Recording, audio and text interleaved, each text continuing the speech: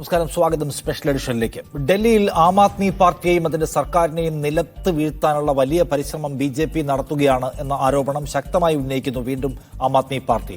മുഖ്യമന്ത്രി അരവിന്ദ് കെജ്രിവാളിനെ ജയിലിൽ അയച്ചതിന് തൊട്ടു പിന്നാലെ അതിഷി അടക്കമുള്ള പ്രധാനപ്പെട്ട രണ്ടാം നിര നേതാക്കളെ കൂടി ജയിലിൽ അടയ്ക്കുകയോ അല്ലെങ്കിൽ BJPയിൽ എത്തിക്കാനുള്ള വലിയ സമ്മർദ്ദത്തിലേക്ക് BJP കാര്യങ്ങളെ കൊണ്ടുപോകുന്നുവെന്നാണ് ഇന്നിപ്പോൾ അവർ തുറന്നു പറഞ്ഞത്.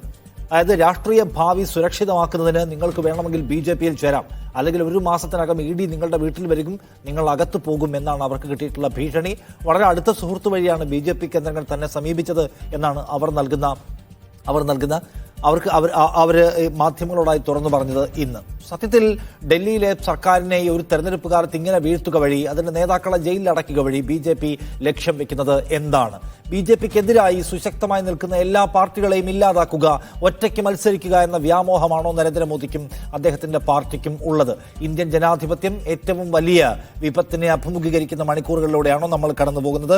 ഈ വിഷയം വീണ്ടും സംസാരിക്കുകയാണ് സ്പെഷ്യൽ എഡിഷൻ. ഈ ചർച്ചയിൽ നമ്മോടൊപ്പം വിനോദ് മാത്യു വിൽസൺ ആം ആദ്മി പാർട്ടിയിൽ നിന്ന്, ഡോക്ടർ വി ശിവദാസൻ CPIMൽ നിന്ന്, പ്രിന്റു മഹാദേവ് BJP നേതാവ്, VR അനൂപ് കോൺഗ്രസ് നേതാവ് എന്നിവരാണ്. ആദ്യം പ്രിന്റു, ആം ആദ്മി പാർട്ടിയിലെ നേതാക്കളെ ഒന്നുകിൽ ജയിലിൽ അടയ്ക്കുക അല്ലെങ്കിൽ അവരെ പിടിച്ച് BJPയിൽ ചേർക്കുക, ഇത് രണ്ടിലൊന്നും നടന്നേ മതിയാവൂ എന്ന നിർബന്ധ ബുദ്ധിയിൽ മുന്നോട്ട് പോയിക്കൊണ്ടിരിക്കുകയാണോ? അല്ല, അങ്ങനെ ഒരു നിർബന്ധ ബുദ്ധിയൊന്നുമില്ല. ഇതിനകത്ത് കൃത്യമായിട്ട് നമുക്കറിയാം, ഇതിനകത്ത് അഴിമതി നടത്തിയിട്ടുള്ള അഴിമതിക്കാർക്കെതിരെയുള്ളൊരു പോരാട്ടമാണ്. അതൊരു നരേന്ദ്രമോദി സർക്കാരിൻ്റെ പോരാട്ടം മാത്രമായി കാണണ്ട. ഇവിടുത്തെ അന്വേഷണ ഏജൻസികൾ നടത്തുന്ന അന്വേഷണത്തിൻ്റെ ഭാഗമായി കൊണ്ടുള്ള നടപടികളുടെ ഭാഗമായിട്ടാണ് ഇപ്പോൾ നമുക്കറിയാം ഇതിൻ്റെ ഈ സൂത്രധാരൻ. ഒരു പക്ഷേ ഇന്ത്യ കണ്ടിട്ടുള്ള ഒരു പ്രൊഫഷണൽ ക്രിമിനൽ അല്ലെങ്കിൽ പ്രൊഫഷണൽ കുടിലതന്ത്രനായിട്ടുള്ള അഴിമതിക്കാരൻ എന്ന് പറയാൻ വേണമെങ്കിൽ കെജ്രിവാളിനെ നമുക്ക് വിശേഷിപ്പിക്കാം. കാരണം അത്രയും മാസ്റ്റർ ബ്രെയിനാണ്. അദ്ദേഹത്തിൻ്റെ ഒരു ചരിത്രം നമ്മൾ മനസ്സിലാക്കി കഴിഞ്ഞാൽ നമുക്ക് അഴിമതിക്കെതിരെ ചൂലിൻ്റെ പോരാട്ടവുമായിട്ട് വരുന്നു. അദ്ദേഹം തന്നെ മദ്യത്തിനെതിരെ വാതോരാതെ സംസാരിക്കുകയും മദ്യത്തിനെതിരെ വലിയ പ്രഖ്യാപനങ്ങളൊക്കെ നടത്തിയ ആൾ തന്നെ മദ്യനയ കേസിൽ അറസ്റ്റിലായിക്കൊണ്ട് ജയിലടയ്ക്കപ്പെട്ടു എന്ന് പറയുന്ന വലിയൊരു ചരിത്രത്തിൻ്റെ ഒരു കാവ്യനീതി പോലെയുള്ള ഒരു സംഭവമായിട്ട് നമുക്ക് കാണാൻ സാധിക്കും. ഇതിനകത്ത് BJPയെ സംബന്ധിച്ചിടത്തോളം രാഷ്ട്രീയ പ്രേരിതമാണെങ്കിൽ ഈ ഒരു ഇലക്ഷൻ്റെ മുഖാമുഖത്ത് നിന്നുകൊണ്ട് ഞങ്ങളത് ചെയ്യേണ്ട കാര്യമൊന്നുമില്ലല്ലോ. പിന്നെ ഇവർ പറയുന്ന ഓപ്പറേഷൻ ലോട്ടസ് അങ്ങനെയുള്ള ആരോപണങ്ങളൊക്കെ ഇതാണെങ്കിൽ ഇവർക്ക് ഇത് മുമ്പ് പറയാലോ, കെജ്രിവാളിന് കൃത്യമായിട്ട് പറയാലോ. അങ്ങനെയാണെങ്കിൽ അദ്ദേഹം അറസ്റ്റ് ചെയ്യുന്നതിനേക്കാൾ മുമ്പ് പറയാം ഓപ്പറേഷൻ ലോട്ടസ് നടക്കുന്നുണ്ട്, ഞങ്ങളടക്കമുള്ള പാർട്ടിക്കാർ BJPയോ അല്ലെങ്കിൽ അതിനോട് വന്നു കഴിഞ്ഞാൽ ഈ പ്രശ്നങ്ങളൊക്കെ പരിഹരിക്കുമെന്ന് പറയാമല്ലോ. അങ്ങനെ പറയുന്നില്ലല്ലോ. സ്വാഭാവികമായിട്ട് ഒരു അറസ്റ്റിൻ്റെ പശ്ചാത്തലത്തിൽ അവർ നടത്തുന്ന ആരോപണങ്ങൾ എന്നതിനപ്പുറത്തേക്ക് അതിനെ യാതൊരു തരത്തിൽ നമുക്ക് കാണാൻ സാധിക്കുകയില്ല. ഇതിനകത്ത് കൃത്യത്തിൽ സത്യസന്ധമായിട്ടുള്ള അന്വേഷണമാണ് ED നടത്തിക്കൊണ്ടിരിക്കുന്നത്. അതിനകത്ത് സത്യസന്ധമായ അന്വേഷണമാണ് ED നടത്തിക്കൊണ്ടിരിക്കുന്നത് എന്ന് താങ്കൾ പറഞ്ഞിടത്ത് നമുക്ക് തുടങ്ങാം. അതായത് ഇന്നിപ്പോൾ സഞ്ജയ് സിംഗിന് ജാമ്യം കിട്ടിയിട്ടുണ്ടല്ലോ സുപ്രീം കോടതിയിൽ നിന്ന്. 6 മാസമായി ജയിലിൽ കിടക്കുകയാണ്. എന്താണ് കോടതി പറഞ്ഞത്? സഞ്ജയ് സിംഗിനെതിരെ എന്തെങ്കിലും തെളിവ് കൊണ്ടുവരാൻ കഴിഞ്ഞിട്ടില്ല എന്നല്ലേ? EDക്ക് ഒരു കാര്യവും കണ്ടുപിടിക്കാൻ കഴിഞ്ഞിട്ടില്ല എന്നാണ് ഇന്നിപ്പോൾ സുപ്രീം കോടതി പറഞ്ഞിരിക്കുന്നത്. മനീഷ് സിസോദിയയുടെ കേസ് സുപ്രീം കോടതി വന്നപ്പോൾ എന്താ കോടതി പറഞ്ഞത്? 2 മിനിറ്റ് വാദിച്ചു നിൽക്കാൻ കഴിയുന്ന എന്തെങ്കിലും കാര്യങ്ങൾ കണ്ടെത്തിയിട്ടുണ്ടോ എന്ന് ചോദിക്കുന്നത് സുപ്രീം കോടതി ബെഞ്ചാണ്. 2 വർഷമായിട്ട് ഈ കേസുമായിട്ട് നിങ്ങളുണ്ട്. ഏതെങ്കിലും തരത്തിലുള്ള പ്രൂഫ്സ് കൊണ്ടുവരാൻ കഴിഞ്ഞിട്ടുണ്ടോ എന്ന് ചോദിക്കുകയാണ്. തെളിവ് എവിഡൻസ് കൊണ്ടുവരാൻ കഴിഞ്ഞിട്ടുണ്ടോ എന്ന് ചോദിക്കുകയാണ്. ഇതിനകത്ത് എവിടെയുള്ളത്? ഒന്നും കണ്ടുപിടിക്കാൻ കഴിഞ്ഞിട്ടില്ല. നോക്കൂ, ഇന്നിപ്പോൾ അവരുടെ വാർത്താ സമ്മേളനത്തിൽ അവരാരോപിക്കുന്ന പ്രധാന സംഗതി വല്ല തെളിവുമുണ്ടെങ്കിൽ കൊണ്ടുവരുമെന്നാണ്. 1000 കോടിയുടെ മദ്യനയ അഴിമതി എന്ന് നിങ്ങൾ പറഞ്ഞു. ഇപ്പം നിങ്ങളുടെ ED പറയുന്നു 100 കോടിയുടെ അഴിമതി എന്ന്. കെജ്രിവാൾ EDയുടെ മുഖത്ത് നോക്കി ചോദിക്കുകയാണ്, എവിടെയാണ് അങ്ങനെയെങ്കിൽ ആ പൈസ കണ്ടെടുത്തോ എന്ന്. ഇതൊന്നുമില്ല. EDയുടെ ഒരു നിയമമുണ്ട്. ED നിയമം കെജ്രിവാളിന്റെ ഭാഷ തന്നെ പറഞ്ഞാൽ ഒരാൾ നിരപരാധിയാണെന്ന് തെളിയിക്കപ്പെടുന്നത് വരെ അയാൾ കുറ്റവാളിയാണ് എന്നതാണ് ED നിയമം. സാധാരണ നിലയ്ക്ക് ഒരാൾ നിരപരാധിയാണ് എന്ന് തെളിയും വരെ, അല്ലെങ്കിൽ പ്രതിയാണ് കുറ്റവാളിയാണെന്ന് തെളിയുന്നവരെ അയാൾ നിരപരാധിയായി പരിഗണിക്കുന്ന നിയമം EDയുടെ കാര്യത്തിൽ ഒരാൾ സ്വയം പ്രൂവ് ചെയ്യുന്നത് വരെ അയാളെ കുറ്റവാളിയായി പരിഗണിക്കുന്നതാണ്. ജാമ്യം കിട്ടാത്തതാണ്. ഏതെങ്കിലും ഒരു മൊഴിയുടെ അടിസ്ഥാനത്തിൽ മാത്രം ഒരാളെ കുറ്റക്കാരനാക്കാൻ കഴിയുന്നതാണ് ED നിയമം. അതുകൊണ്ട് ജാമ്യം കിട്ടാതെ ആളുകൾ അകത്ത് കിടക്കുന്നുണ്ട്. അല്ലാതെ നിങ്ങൾ എന്തെങ്കിലും കണ്ടുപിടിച്ചിട്ടില്ല. അല്ല, ഇന്ന് കോടതി അതിനകത്ത് കൃത്യമായിട്ട് പറഞ്ഞല്ലോ. EDക്ക് ആവശ്യമായ കാര്യങ്ങൾ കൃത്യമായിട്ട് ഇദ്ദേഹത്തിൻ്റെ കയ്യിൽ നിന്ന്, സഞ്ജയ് സിംഗിൻ്റെ കയ്യിൽ നിന്ന് കിട്ടിയിട്ടുണ്ട്. അതുമായി ബന്ധപ്പെട്ടിട്ട് ED അത് കൃത്യമായി നിങ്ങൾ കോടതി വിധി പരിശോധിച്ചാൽ മനസ്സിലാക്കാൻ സാധിക്കും. EDയുടെ കൺസേണോട് കൂടിയിട്ടാണ് അതിനകത്ത് ജാമ്യം കിട്ടുന്നത്. ഇ ഡി വേണ്ട എന്ന് പറഞ്ഞില്ലല്ലോ. 6 മാസമായി. അത് നമുക്കറിയാം. ഇന്ത്യയിലെ കേസുകളൊക്കെ നോക്കിക്കഴിഞ്ഞാൽ ചിദംബരത്തിൻ്റെ കേസായിക്കോട്ടെ, കന്നിമൊഴിയുടെ കേസായിക്കോട്ടെ, നമ്മുടെ രാജയുടെ കേസായി കഴിഞ്ഞ സമയത്ത് ഇ ഡി അന്വേഷണവുമായി ബന്ധപ്പെട്ട് 90 ദിവസത്തിനൊക്കെ ജാമ്യം കിട്ടിയ കേസുകളുണ്ട്. അത് സ്വാഭാവികമായിട്ടുള്ളൊരു നടപടിയുടെ ഭാഗമായി മാത്രം നിങ്ങൾ കണ്ടാൽ മതി. ഈ ജാമ്യം കിട്ടിയത് കൊണ്ട് തന്നെ അദ്ദേഹം കുറ്റവാളിയല്ല എന്ന് എവിടെയെങ്കിലും പ്രഖ്യാപിക്കുന്നൊന്നുമില്ലല്ലോ. അങ്ങനെ ഏതെങ്കിലും തരത്തിൽ കോടതിയിൽ പരാമർശം ഉണ്ടായിട്ടില്ലല്ലോ. അല്ല, ഇഡിക്കെതിരെ യാതൊരു തരത്തിലുള്ള പരാമർശവും ഇന്നത്തെ കോടതി വിധിയിൽ ഉണ്ടായിട്ടില്ല. സഞ്ജയ് സിംഗിനെതിരായിട്ടുള്ള തെളിവ് എവിടെയെന്ന് കോടതി ചോദിക്കുന്നുണ്ട്. ഇഡിക്ക് മറുപടിയില്ല. ഇന്നത്തെ ജാമ്യവിധിയിൽ ഈ സഞ്ജയ് സിംഗിനെതിരെ തെളിവ് എവിടെയാണ് എന്ന് കോടതി ചോദിക്കുന്നുണ്ട്. കോടതിന് മുമ്പിൽ ഒരു തെളിവും പ്രൊഡ്യൂസ് ചെയ്തിട്ടില്ല. അതുകൊണ്ടാണ് കോടതി ആ ചോദ്യം ചോദിക്കുന്നത്. ഞാൻ ആ കാര്യത്തിൽ താങ്കളോട് തർക്കിക്കാൻ തയ്യാറാണ്. താങ്കൾ ഇതുമായി ബന്ധപ്പെട്ട് വന്നിട്ടുള്ള എല്ലാ റിപ്പോർട്ട്സും എടുത്ത് വായിച്ചു നോക്ക്. വേർ ഇസ് ദ എവിഡൻസ്, നിങ്ങൾ കണ്ടുപിടിച്ചത് എവിടെ എന്ന് കോടതി ചോദിക്കുന്നുണ്ട്. അങ്ങനെ കൊടുക്കാൻ ഒരു തെളിവുമില്ലാത്തതുകൊണ്ടാണ് ജാമ്യത്തെ ഇന്ന് എതിർക്കാത്തത് ഇ ഡി. അല്ല, ഇതിനകത്ത് കൃത്യമായിട്ട് ഓരോ കണ്ണികളെയും കൃത്യമായി കൂട്ടിയോജിപ്പിക്കൊണ്ട് പോകുന്ന ഒരു അന്വേഷണമാണ്. അതിൽ സ്വാഭാവികമായിട്ട് സഞ്ജയ് സിംഗിന്റെ കയ്യിൽ നിന്ന് കിട്ടേണ്ട കാര്യങ്ങൾ കൃത്യമായിട്ട് ഇ ഡിക്ക് കിട്ടിയിട്ടുണ്ട്. പിന്നെ അദ്ദേഹവുമായി ബന്ധപ്പെട്ട ജാമ്യത്തിന് അദ്ദേഹത്തിന് കോടതി നടപടി രേഖകൾ വായിച്ചിട്ട് ബോധ്യപ്പെട്ടെങ്കിൽ പറ, എന്താ കിട്ടിയത്? ഈ പറയുന്ന കുറ്റസമ്മത മൊഴിയുണ്ട്, ആ മൊഴിക്കകത്ത് ഇയാളുടെ പേരുണ്ട് എന്നാണ് ഇ ഡി വാദിച്ചത്. അതിലില്ലല്ലോ എന്ന് ചോദിക്കുകയാണ് കോടതി. ഒന്നാമത്തെ കാര്യം. 2, നിങ്ങൾക്ക് എന്തെങ്കിലും ക്ലിയർ എവിഡൻസ് ഉണ്ടോ? ഇല്ല. പിന്നെ ഇയാൾ വാങ്ങിച്ചു എന്ന് പറഞ്ഞ പണം നിങ്ങൾ കണ്ടെത്തിയോ? ഇല്ല. പിന്നെ എന്തിന് ഇയാളെ പിടിച്ചു വെച്ചിരിക്കുന്നു? അതായിരുന്നു കോടതിയുടെ ചോദ്യം. അതിന് മറുപടി ഇല്ലാതാണ് ജാമ്യം കിട്ടിയത്. അതല്ല, വേറെ എന്തെങ്കിലും സുപ്രധാനമായ തെളിവ് ഇ ഡി സഞ്ജയ് സിംഗിനെതിരെ കണ്ടെത്തിയതിനെ കുറിച്ചുള്ള ഏതെങ്കിലും വാർത്ത വായിച്ചതിന്റെ വിവരം അങ്ങയുടെ കയ്യിലുണ്ടെങ്കിൽ ഇവിടെ ഷെയർ ചെയ്യൂ പ്ലീസ്. അല്ല, ഇതിനകത്ത് സ്വാഭാവികമായിട്ട് ഇ ഡിയുടെ കൺസേണോട് കൂടിയിട്ട് തന്നെയാണ് അദ്ദേഹത്തിന് ജാമ്യം ലഭിച്ചു എന്ന കാര്യത്തിൽ യാതൊരു തർക്കവുമില്ല. പക്ഷേ അദ്ദേഹം ഓരോ കണ്ണികളെ കൃത്യമായി കൂട്ടിയോജിപ്പിച്ചിട്ടാണല്ലോ. ഇന്നതിനെ എതിർത്തില്ല. എതിർക്കാത്തതിന്റെ കാരണം ദിനേശ് അറോറയുടെ മൊഴിയിൽ ഇദ്ദേഹത്തിന്റെ പേരുണ്ടോ? ഇല്ല. നിങ്ങൾ പൈസ കണ്ടുപിടിച്ചോ? ഇല്ല. നിങ്ങളുടെ കയ്യിൽ വേറെ വല്ല തെളിവുണ്ടോ? ഇല്ല. പിന്നെ എന്തെടുത്ത് വെച്ചിട്ട് എതിർക്കാനാണ് ജാമ്യം കൊടുക്കരുതെന്ന് പറയാൻ? 6 മാസമായി. അല്ല സാർ, അതിനെ നിങ്ങൾ അങ്ങനെ ആഖ്യാനം നടത്തല്ലേ? നിങ്ങൾ കോടതി വിധി കൃത്യമായിട്ടൊന്ന് പരിശോധിച്ചു. അങ്ങനെ ഓരോ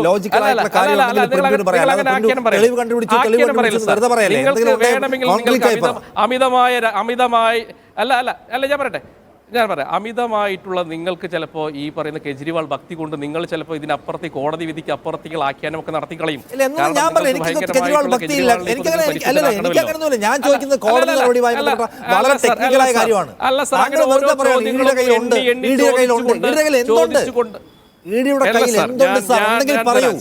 താങ്കൾ വായിച്ച ഏതെങ്കിലും ഒരു ലിങ്ക് തരൂ. ഇ ഡി സഞ്ജയ് സിംഗിനെതിരെ കണ്ടെത്തിയ ഏതെങ്കിലും കോൺക്രീറ്റ് ആയിട്ടുള്ള എവിഡൻസിനെ കുറിച്ചുള്ള ഏതെങ്കിലും ഒരു വാർത്തയുടെ വിവരത്തിന്റെ ഒരു ലിങ്ക് തരൂ. ഞാൻ നിങ്ങളൊന്ന് വായിക്കും. നിങ്ങൾ ഈ പറഞ്ഞ രീതിയിലുള്ള ഒരാഖ്യാനവും കോടതിക്കകത്ത് ഉണ്ടായില്ല സാർ. എന്റെ കയ്യിൽ ഓർഡർ ഉണ്ട്, എന്റെ കയ്യിൽ കൃത്യമായിട്ട് ഓർഡർ ഉണ്ട്. ഇതിനകത്ത് നിങ്ങൾ പറഞ്ഞ രീതിയിൽ എവിടെയാണ് ചോദിച്ചു? നിങ്ങൾ അങ്ങനെ പറയല്ലേ. ഇതിനകത്ത് കൃത്യമായിട്ട് ഇന്ന് കോടതി നടപടികളുമായി ബന്ധപ്പെട്ടുള്ള കൃത്യമായിട്ട് നടന്ന കാര്യങ്ങൾ ഇതിനകത്തുണ്ട്. അതിനകത്ത് നിങ്ങൾ പറയുന്ന രീതിയിലുള്ള ഒരു ആഖ്യാനവും കോടതിയിൽ നടത്തിയിട്ടില്ല. പിന്നെ അദ്ദേഹത്തിന്റെ നടത്തിയിട്ടില്ല സാർ, നടത്തിയിട്ടില്ല. നിങ്ങൾ അങ്ങനെ പറയട്ടെ, നിങ്ങൾ കോടതി വിധി എടുക്ക്, കോടതി വിധി എടുക്ക് നിങ്ങൾ. എന്നിട്ട് നിങ്ങൾ പറയുന്ന രീതിയിൽ അങ്ങനെ ചോദിച്ചിട്ടില്ല. നിങ്ങൾ വെറുതെ അതിന് അങ്ങനെ ആഖ്യാനം കോടതി വിധിക്കകത്ത് സ്വാഭാവികമായിട്ട് അല്ല, കോടതി വിധിക്കകത്ത് സ്വാഭാവികമായിട്ട് ഇ ഡിയോട് ചോദിക്കുന്നു ഇദ്ദേഹത്തിന് ജാമ്യം കൊടുത്ത്. സ്വാഭാവികമായി അദ്ദേഹം 3 മാസം മുമ്പ് ജാമ്യം ചോദിക്കുന്നുണ്ട്. അതിനുശേഷം 4ാമത്തെ മാസത്തിലുണ്ട്. 6ാം മാസത്തിൽ ഇദ്ദേഹവുമായി ബന്ധപ്പെട്ട കാര്യങ്ങൾ കൃത്യമായിട്ട് ഇ ഡിക്ക് ബോധ്യമുള്ളത് കൊണ്ട് ഇ ഡിയോട് ചോദിക്കുന്നു. ഇ ഡി പറയുന്നത് ഞങ്ങൾക്ക് കുഴപ്പമില്ല, അങ്ങനെയാണ് ഇതിന് ജാമ്യം കിട്ടുന്നത്. അല്ലാതെ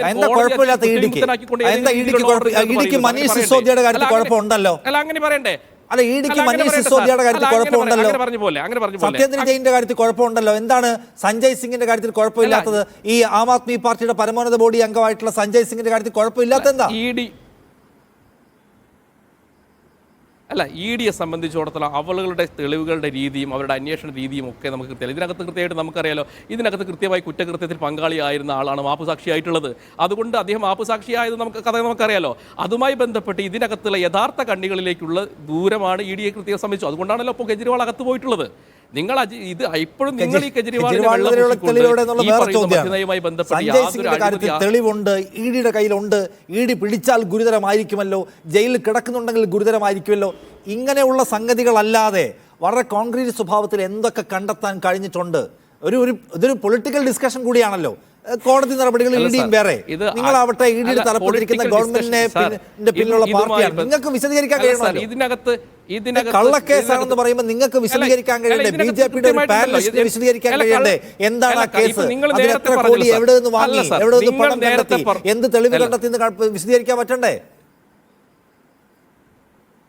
അല്ല, അതിനാണല്ലോ നമ്മൾ കെജ്രിവാളുമായി ബന്ധപ്പെട്ടിട്ടുള്ള കാര്യങ്ങൾ കൃത്യമായിട്ട് അറിയാനുള്ള അദ്ദേഹത്തിന് ചോദ്യം അത് വിസമ്മതിക്കുകയാണല്ലോ. അദ്ദേഹത്തിന്റെ ഈ പ്രധാനപ്പെട്ട എവിഡൻസ് ഉള്ള അദ്ദേഹത്തിന്റെ ഫോണുമായി ബന്ധപ്പെട്ട ലോക്ക് തുറക്കാൻ അദ്ദേഹം അനുവദിക്കുന്നില്ല. ഡിജിറ്റൽ തെളിവുകൾ ശേഖരിച്ചുകൊണ്ടിരിക്കുകയാണ് ഇഡി. അപ്പോൾ സ്വാഭാവികമായിട്ട് ഈ തെളിവുകൾ കൃത്യമായി വന്നു കഴിഞ്ഞാൽ ഇതിനകത്ത് എത്ര കോടി രൂപയുടെ അഴിമതിയാണ് നടന്നിട്ടുള്ളതെന്ന കാര്യത്തിൽ യാതൊരു തർക്കവും വേണ്ട, വ്യക്തത വരും. അതിനകത്ത് വെറുതെ ഒരാളെ പിടിച്ചു കൊണ്ടുപോയിട്ട് ഭരണകൂട ഭീകരത എന്ന് പറഞ്ഞുകൊണ്ട് ജയിലടയ്ക്കാനൊന്നും സാധിക്കില്ലല്ലോ. പരമോന്നതമായ നീതിപീഠം ഉണ്ടായിരുന്നില്ല. ആ നീതിപീഠത്തിന് മുമ്പിൽ കൃത്യമായിട്ട് കാര്യങ്ങൾ ബോധിപ്പിക്കുന്നുണ്ട്. അതുകൊണ്ടല്ലേ ഇത് നിങ്ങളെ എനിക്ക് പ്രിന്റുവിന്റെ പ്രശ്നം, ഞാൻ പിന്നെ വെറുതെ ഒരാളെ കൊണ്ടുപോകാൻ കഴിയില്ലല്ലോ, പിടിക്കുന്നെങ്കിൽ നിയമം ഉണ്ടാവുമല്ലോ, കേസ് ഉണ്ടാവും, ഇതൊക്കെ നിങ്ങൾ പറയുന്നതല്ലേ. വെറുതെ ഒരാളെ പിടിച്ചുകൊണ്ട് പോകാൻ കഴിച്ച ഇ.ഡി നിയമത്തെ കുറിച്ച് താങ്കൾക്ക് അറിയാലോ. എന്താണ് PMLA? PMLA എന്താണെന്ന് താങ്കൾക്കറിയാം. PMLA വന്നിട്ടുള്ള PMLA നിയമത്തിനകത്തെ കുരുക്ക് എന്താണെന്ന് താങ്കൾക്കറിയാം. ഒരാളെ വെറുതെ പിടിച്ചോണ്ട് പോകാം. പ്രിന്റുവും ഞാനും കൂടി ഒരു സ്ഥലത്തിരിക്കുമ്പോൾ പ്രിന്റുവിനെ പിടിച്ചു, പ്രിന്റു പറയാണ് നിഷാദ് കൊണ്ട് അതിൻ്റെ കൂടെ എൻ്റെ കൂടെ എന്ന് പറഞ്ഞാൽ ആ മൊഴി മതി, എന്നെ പിടിച്ചോണ്ട് പോകാം. പിന്നെ ഞാൻ പ്രൂവ് ചെയ്യണം, പിന്നെ എനിക്ക് ജാമ്യം കിട്ടില്ല. അതാണ് മൊഴി മാത്രം മതി ഒരാളെ കുറ്റക്കാരനാക്കാൻ. എന്ന് മാത്രമല്ല, ഞാൻ പ്രൂവ് ചെയ്യുന്നവരെ ഞാൻ കുറ്റക്കാരനാണ്, ജാമ്യം കിട്ടില്ല. ഈ PML നിയമം പ്രിന്റിന് അറിയാത്ത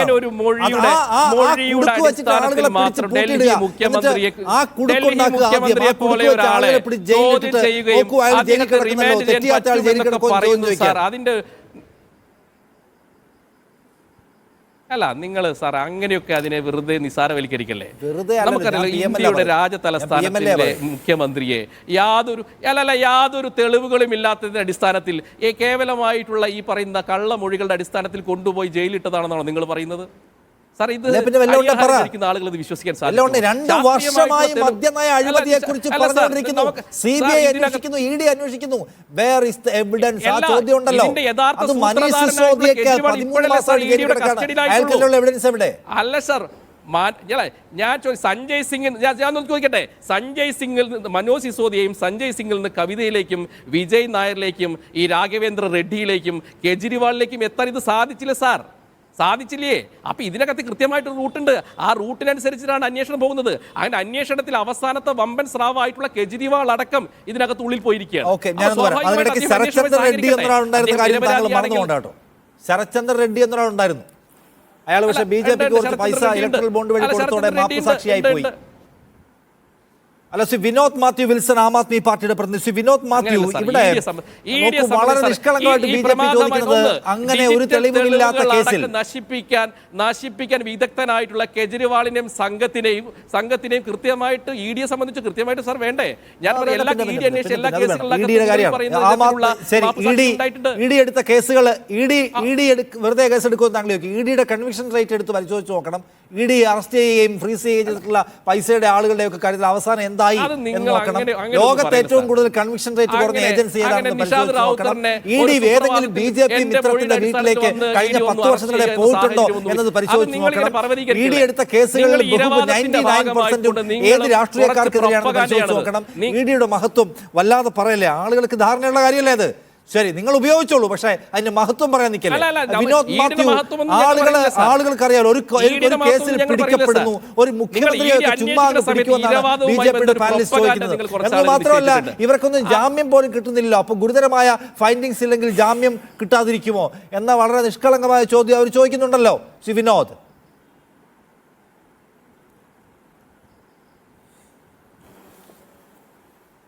എനിക്ക് അതിനകത്ത് 1-2 കാര്യങ്ങൾ തുടക്കത്തിൽ സൂചിപ്പിക്കാനുണ്ട്. അതിനുശേഷം അങ്ങയുടെ ചോദ്യത്തിന്റെ കൃത്യം ഉത്തരത്തിലേക്ക് വരാം. ഇവിടെ എനിക്ക് മുമ്പ് സംസാരിച്ച BJPയുടെ ആള് പ്രിന്റു പറഞ്ഞ ഒരു സ്റ്റേറ്റ്മെന്റ്, അദ്ദേഹം തുടങ്ങിയത് എങ്ങനെയാണ്, ഇന്ത്യ കണ്ടതിൽ വെച്ച് ഏറ്റവും വലിയ അഴിമതിക്കാരൻ കേജ്രിവാൾ, ടെക്നിക്കൽ അഴിമതിക്കാരൻ എന്നൊക്കെ. ഞാനൊരു ചോദ്യം പ്രിന്റിനോട് ചോദിക്കട്ടെ, ഒരു സ്വാഭാവിക ചോദ്യമാണ്. അതായത് 2016 6 കോടി രൂപ മാത്രം ടേൺ ഓവർ ഉണ്ടായിരുന്ന അമിത്ഷായുടെ മകൻ ജയ്ക് ഷായുടെ ഒരു ഷാ എന്റർപ്രൈസസ് എന്ന് പറയുന്ന ഒരു ടെമ്പിൾ ഷാ എന്റർപ്രൈസസ് എന്ന് പറയുന്ന സ്ഥാപനം ഇപ്പോൾ അതിന്റെ ടേൺ ഓവർ എന്ന് പറയുന്നത് 800,000 കോടി രൂപയാണ്. ഈ കഴിഞ്ഞ കാലങ്ങളിൽ എന്ത് ബിസിനസ് നടത്തിയിട്ടാണ് ഇത്രയും വലിയ ടേൺ ഓവറിലേക്ക് പോയത്? അപ്പൊ ഞാൻ മനസ്സിലാക്കുന്നത് നരേന്ദ്രമോദി പറഞ്ഞ അച്ചാദിൻ എന്ന് പറയുന്ന സാധനം ഉണ്ടല്ലോ, അത് ഈ പറയുന്ന അമിത്ഷാ വന്നപ്പോൾ മകന് കിട്ടി അച്ചാദിൻ. അതാണ് എനിക്ക് അതുകൊണ്ട് അത്തരത്തിൽ വളരെ മോശപ്പെട്ട പരാമർശത്തിലേക്ക് പോയാൽ തിരിച്ച് നമുക്ക് അത്തരത്തിൽ സംസാരിക്കേണ്ടി വരും. പിന്നെ രണ്ടെന്ന് പറയുന്നത് സഞ്ജയ് സിംഗിന്റെ ജാമ്യവ്യവസ്ഥയെ പറ്റിയും അദ്ദേഹം ഇന്ന് ജയിൽ മോചിതനായെ പറ്റിയാണ് സംസാരിക്കുന്നത്. നിഷാദിന് ഒരുപക്ഷെ അറിയാം, പ്രിന്റിന് അറിയണമെന്നില്ല. സഞ്ജയ് സിംഗ് 2022 ഏപ്രിലിൽ അദ്ദേഹം ഇഡിക്ക് ഒരു വക്കീൽ നോട്ടീസ് അയച്ചിരുന്നു. അതായത് അദ്ദേഹത്തിന്റെ പേര് ഇതേ ദിനേശ് അറോറയുടെ പേരുമായി ബന്ധപ്പെടുത്തി മദ്യനയവുമായി ബന്ധപ്പെട്ട് പണം വാങ്ങിച്ചു എന്ന് പറഞ്ഞുകൊണ്ട് അനുബന്ധ കുറ്റപത്രത്തിൽ സഞ്ജയ് സിംഗിന്റെ പേരുണ്ടായി എന്ന് കണ്ടപ്പോൾ അദ്ദേഹം പബ്ലിക്കായിട്ട് ഒരു വക്കീൽ നോട്ടീസ് ഇഡിക്ക് അയച്ചു. ഇഡിക്ക് അയച്ചത് മിശ്ര എന്ന് പറയുന്ന എൻഫോഴ്സ്മെന്റ് ഡയറക്ടർക്കാണ് അയച്ചത്. അതിന് അവർ തിരിച്ചു കൊടുത്ത മറുപടി എന്ന് പറയുന്നത് ഞങ്ങൾക്ക് തെറ്റുപറ്റി, മിസ്റ്റേക്ക് പറ്റി എന്നാണ്. ഇന്നും കോടതി എന്റെ ഏറ്റവും വലിയ പ്രശ്നം, ഞാനൊരു ലോയർ കൂടി ആയതുകൊണ്ട് നമ്മുടെ ഇന്ത്യൻ ജുഡീഷ്യറിയുടെ ചില പ്രശ്നങ്ങൾ ചൂണ്ടിക്കാണിക്കേണ്ടി വരും. അല്ലാതെ ചുമ്മാ ഒരു പൊളിറ്റിക്കൽ ഡിസ്കഷൻ മാത്രം വെച്ചുകൊണ്ട് പോകാൻ കഴിയത്തില്ല. ഇന്ന് കോടതി പറഞ്ഞ എന്താണ്? അന്ന് സഞ്ജയ് സിംഗ് ഏതാണ്ട് 2022 ഏപ്രിൽ പറഞ്ഞ അതേ സ്റ്റേറ്റ്മെന്റ് അല്ലേ ഇന്ന് കോടതി, ബഹുമാനപ്പെട്ട കോടതിയും പറഞ്ഞത്? ഒരു തെളിവുമില്ല. ഈ പറഞ്ഞ ദിനേശ് അറോറയുടെ മൊഴി വെച്ച് നിങ്ങൾ പറഞ്ഞ ഒരു പടം പോലും കണ്ടെത്താൻ സാധിച്ചിട്ടില്ല.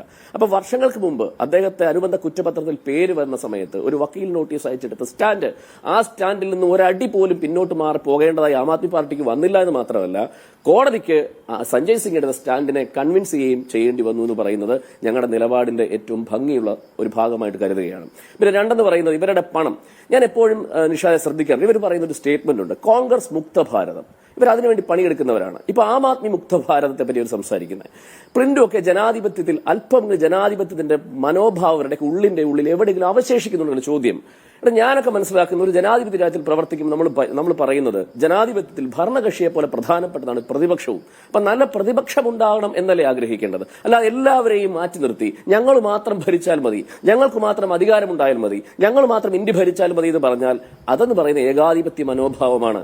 ഞാനൊരു സ്റ്റേറ്റ്മെന്റ് പറയാൻ ആഗ്രഹിക്കുന്നു. അതായത് ഏഷ്യയിലെ ഹിറ്റ്ലർ എന്ന് പറയുന്ന പോൾ പോട്ട് എന്ന് പറയുന്ന കംബോഡിയക്കാരനായ മനുഷ്യനെയാണ് നമ്മൾ ഏഷ്യയുടെ ഹിറ്റ്ലറായി സൂചിപ്പിക്കുന്നത്. അതായത് 3 വർഷം കംബോഡിയ ഭരിച്ച സമയത്ത് 3 വർഷം കൊണ്ട് 20 ലക്ഷം പേരെ കൊന്നൊടുക്കിയ മനുഷ്യനെ നമ്മൾ ഏഷ്യയുടെ ഹിറ്റ്ലറായി വിശേഷിപ്പിക്കുന്നെങ്കിൽ ഞാൻ പറയാൻ ആഗ്രഹിക്കുന്നത് ഒരു പക്ഷേ ചരിത്രം നരേന്ദ്രമോദിയെ വിലയിരുത്താൻ പോകുന്നത് പോൾ പോട്ടിനേക്കാളും വലിയ ഹിറ്റ്ലർ. കാരണം ഞാൻ പറയാൻ ഏകാധിപത്യ മനോഭാവത്തിലേക്ക് പോകുന്നു. അത് ഒരു ജനാധിപത്യ രാജ്യത്തിന്റെ ഭൂഷണമാണോ? ഇവർ പറയേണ്ടത് തെറ്റുകൾ തിരുത്തണം, ജനാധിപത്യത്തിൽ പ്രതിപക്ഷവും മനോഹരമായ പ്രതിപക്ഷവും ഉണ്ടാകണം എന്നല്ലേ പറയേണ്ടത്. അതാണ് എനിക്ക് ആദ്യം ചൂണ്ടിക്കാണി. മറ്റൊരു പ്രധാനപ്പെട്ട കാര്യം, ഇവർ ഈ ചാക്കിട്ട് പിടുത്തത്തെ പറ്റിയാണ് സംസാരിച്ചു തുടങ്ങി. ഇന്ന് ആദിഷ് പറഞ്ഞ സ്റ്റേറ്റ്മെന്റ് അതാണല്ലോ, ഞങ്ങളെ ചാക്കിട്ട് പിടിക്കാൻ ശ്രമിക്കുന്നു. അത് എവിടെ തുടങ്ങിയതാണ്?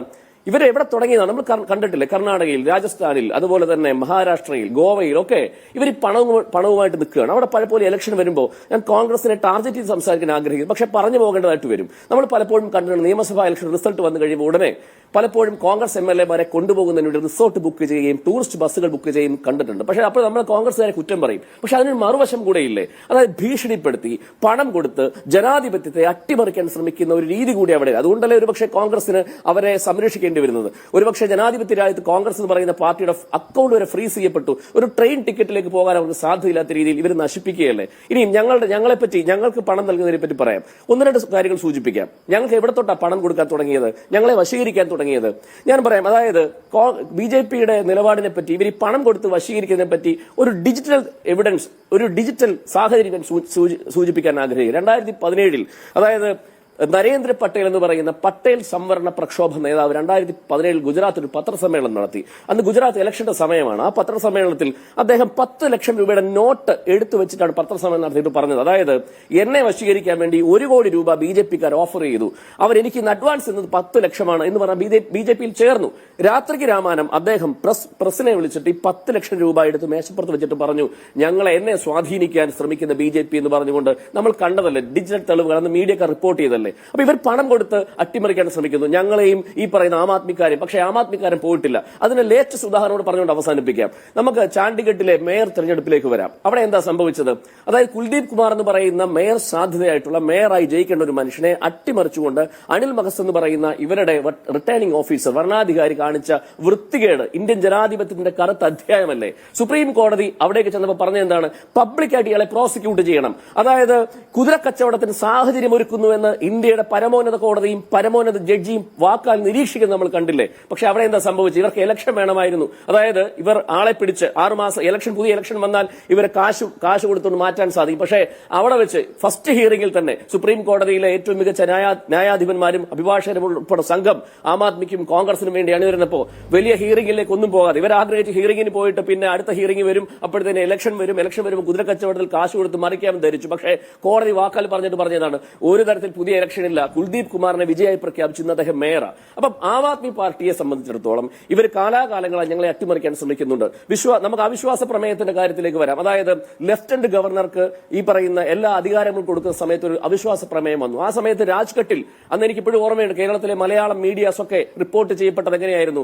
കേജ്രിവാളിന്റെ വീട്ടിൽ 72 MLA-മാരിൽ 5 പേരെ കാണുന്നില്ല, 5-6 പേരെ കാണുന്നില്ല. മാധ്യമങ്ങൾ റിപ്പോർട്ട് ചെയ്തു, ബ്രേക്കിംഗ് ന്യൂസ് കൊടുത്തു. പക്ഷേ അന്ന് നമ്മൾ കണ്ട കാഴ്ച ഏതാണ്? 8 മണിയായപ്പോൾ അരവിന്ദ് കേജ്രിവാളും അദ്ദേഹത്തിന്റെ MLA-മാരും രാജ്ഘട്ടിൽ പോയി മഹാത്മാഗാന്ധി അന്തി ഉറങ്ങുന്ന മണ്ണിൽ നിന്ന് സത്യപ്രതിജ്ഞ ചെയ്തതിനു ശേഷം നടന്നു വരുന്ന കാഴ്ച ഞാൻ പറയുന്നു ജനാധിപത്യത്തിൽ അടുത്ത കാലത്ത് കണ്ട ഏറ്റവും സുന്ദരമായ മുഹൂർത്തം തന്നെയാണ്. അപ്പൊ ഞാൻ പറഞ്ഞു വെക്കാൻ ആഗ്രഹിക്കുന്നത്, ഇവർ ജനാധിപത്യത്തെ ഇല്ലാതാക്കാൻ ശ്രമിക്കുകയാണ്. പോൾ പോട്ട് എന്ന് പറയുന്ന ഏഷ്യയുടെ ഹിറ്റ്ലർ എന്ന് പറയുന്ന കംബോഡിയക്കാരനാണെങ്കിൽ ചരിത്രം നരേന്ദ്രമോദിയെ ഏഷ്യയുടെ ഹിറ്റ്ലറായി നരേന്ദ്രമോദി ഒറ്റയ്ക്ക് മത്സരിച്ച് ജയിക്കാൻ ആഗ്രഹിക്കുകയാണെന്നും ആഗ്രഹിക്കുന്നില്ല എന്നുമാണ് ഡോക്ടർ വി ശിവദാസൻ ശിവദാസൻ ഏറ്റവും പ്രതിപക്ഷ വേട്ടയിലെ അവസാനത്തെ എപ്പിസോഡാണ് അരവിന്ദ് കെജ്രിവാളിന്റേത്. കാര്യങ്ങൾ അങ്ങേയറ്റം ഗൗരവതരമായിരിക്കുന്നു എന്ന് മനസ്സിലാവുന്നതുകൊണ്ടാണല്ലോ ഇന്ത്യ സഖ്യം ഡൽഹിയിൽ ഒരു വലിയ പ്രൊട്ടസ്റ്റ് സംഘടിപ്പിക്കുകയൊക്കെ ചെയ്യുന്നത്. പക്ഷെ അതിനുശേഷവും ഇന്ത്യ സഖ്യത്തിനകത്ത് ആം ആദ്മി പാർട്ടി നേതാവിനെ വേട്ടയാടുന്ന കാര്യത്തിൽ യോജിപ്പുണ്ടായില്ല. കോൺഗ്രസിനെ അടക്കം അതിൽ വിശ്വസിക്കാൻ കഴിയില്ല എന്നൊരു ആഭ്യന്തരമായ വിള്ളലിന്റെ പൊസിഷൻ നിങ്ങൾ എടുക്കുന്നത് എന്തിനാണ്? ഇവിടെ BJPയുടെ പ്രതിനിധി പറയേണ്ട ഈ ഇന്ത്യ കണ്ടിട്ടുള്ള ഏറ്റവും വലിയ അഴിമതിക്കാരനാണ് കേജ്രിവാൾ എന്ന നിലയിൽ. കുറച്ച് വർഷം മുമ്പ് BJP പ്രസിദ്ധീകരിച്ചിട്ടുള്ള ഒരു ലഘുലേഖയിൽ അവർ പറഞ്ഞിട്ടുള്ളത് ഇന്ത്യയിലെ ഏറ്റവും വലിയ കള്ളൻ, ഇന്ത്യയിലെ ഏറ്റവും വലിയ കൊള്ളക്കാരൻ, ഇന്ത്യയിലെ ഏറ്റവും വലിയ അഴിമതിക്കാരനെ അവർ വിശേഷിപ്പിച്ചത് ഹിമാന്തു ബിശ്വ ശർമ്മ എന്ന മനുഷ്യനെയാണ്. ശാരദ ചിട്ടി സ്കാം, വാട്ടർ സ്കാം, നിരവധി സ്കാമുകളിലെ പ്രതിയായിട്ടുള്ള അദ്ദേഹത്തിനെതിരായിട്ട് കേസുകൾ രജിസ്റ്റർ ചെയ്യപ്പെട്ടിരുന്നു, ഒക്കെ ഉണ്ടായി. പക്ഷെ ഇപ്പോൾ ആ ഹിമാന്ത ബിശ്വ ശർമ്മ ഏത് പാർട്ടിയിലാണ്, ഏത് സംസ്ഥാനത്തിന്റെ മുഖ്യമന്ത്രിയായിട്ടാണ് പ്രവർത്തിക്കുന്നതെന്ന് BJP പ്രതിനിധി ഒന്ന് ആലോചിക്കുന്നത് നല്ലതാണ്. ഹിമാന്ത ബിശ്വ ശർമ്മ ഇപ്പോൾ BJPയുടെ നേതാവായിട്ട് ആസാമിന്റെ മുഖ്യമന്ത്രിയായിട്ട് വാഴുകയാണ്.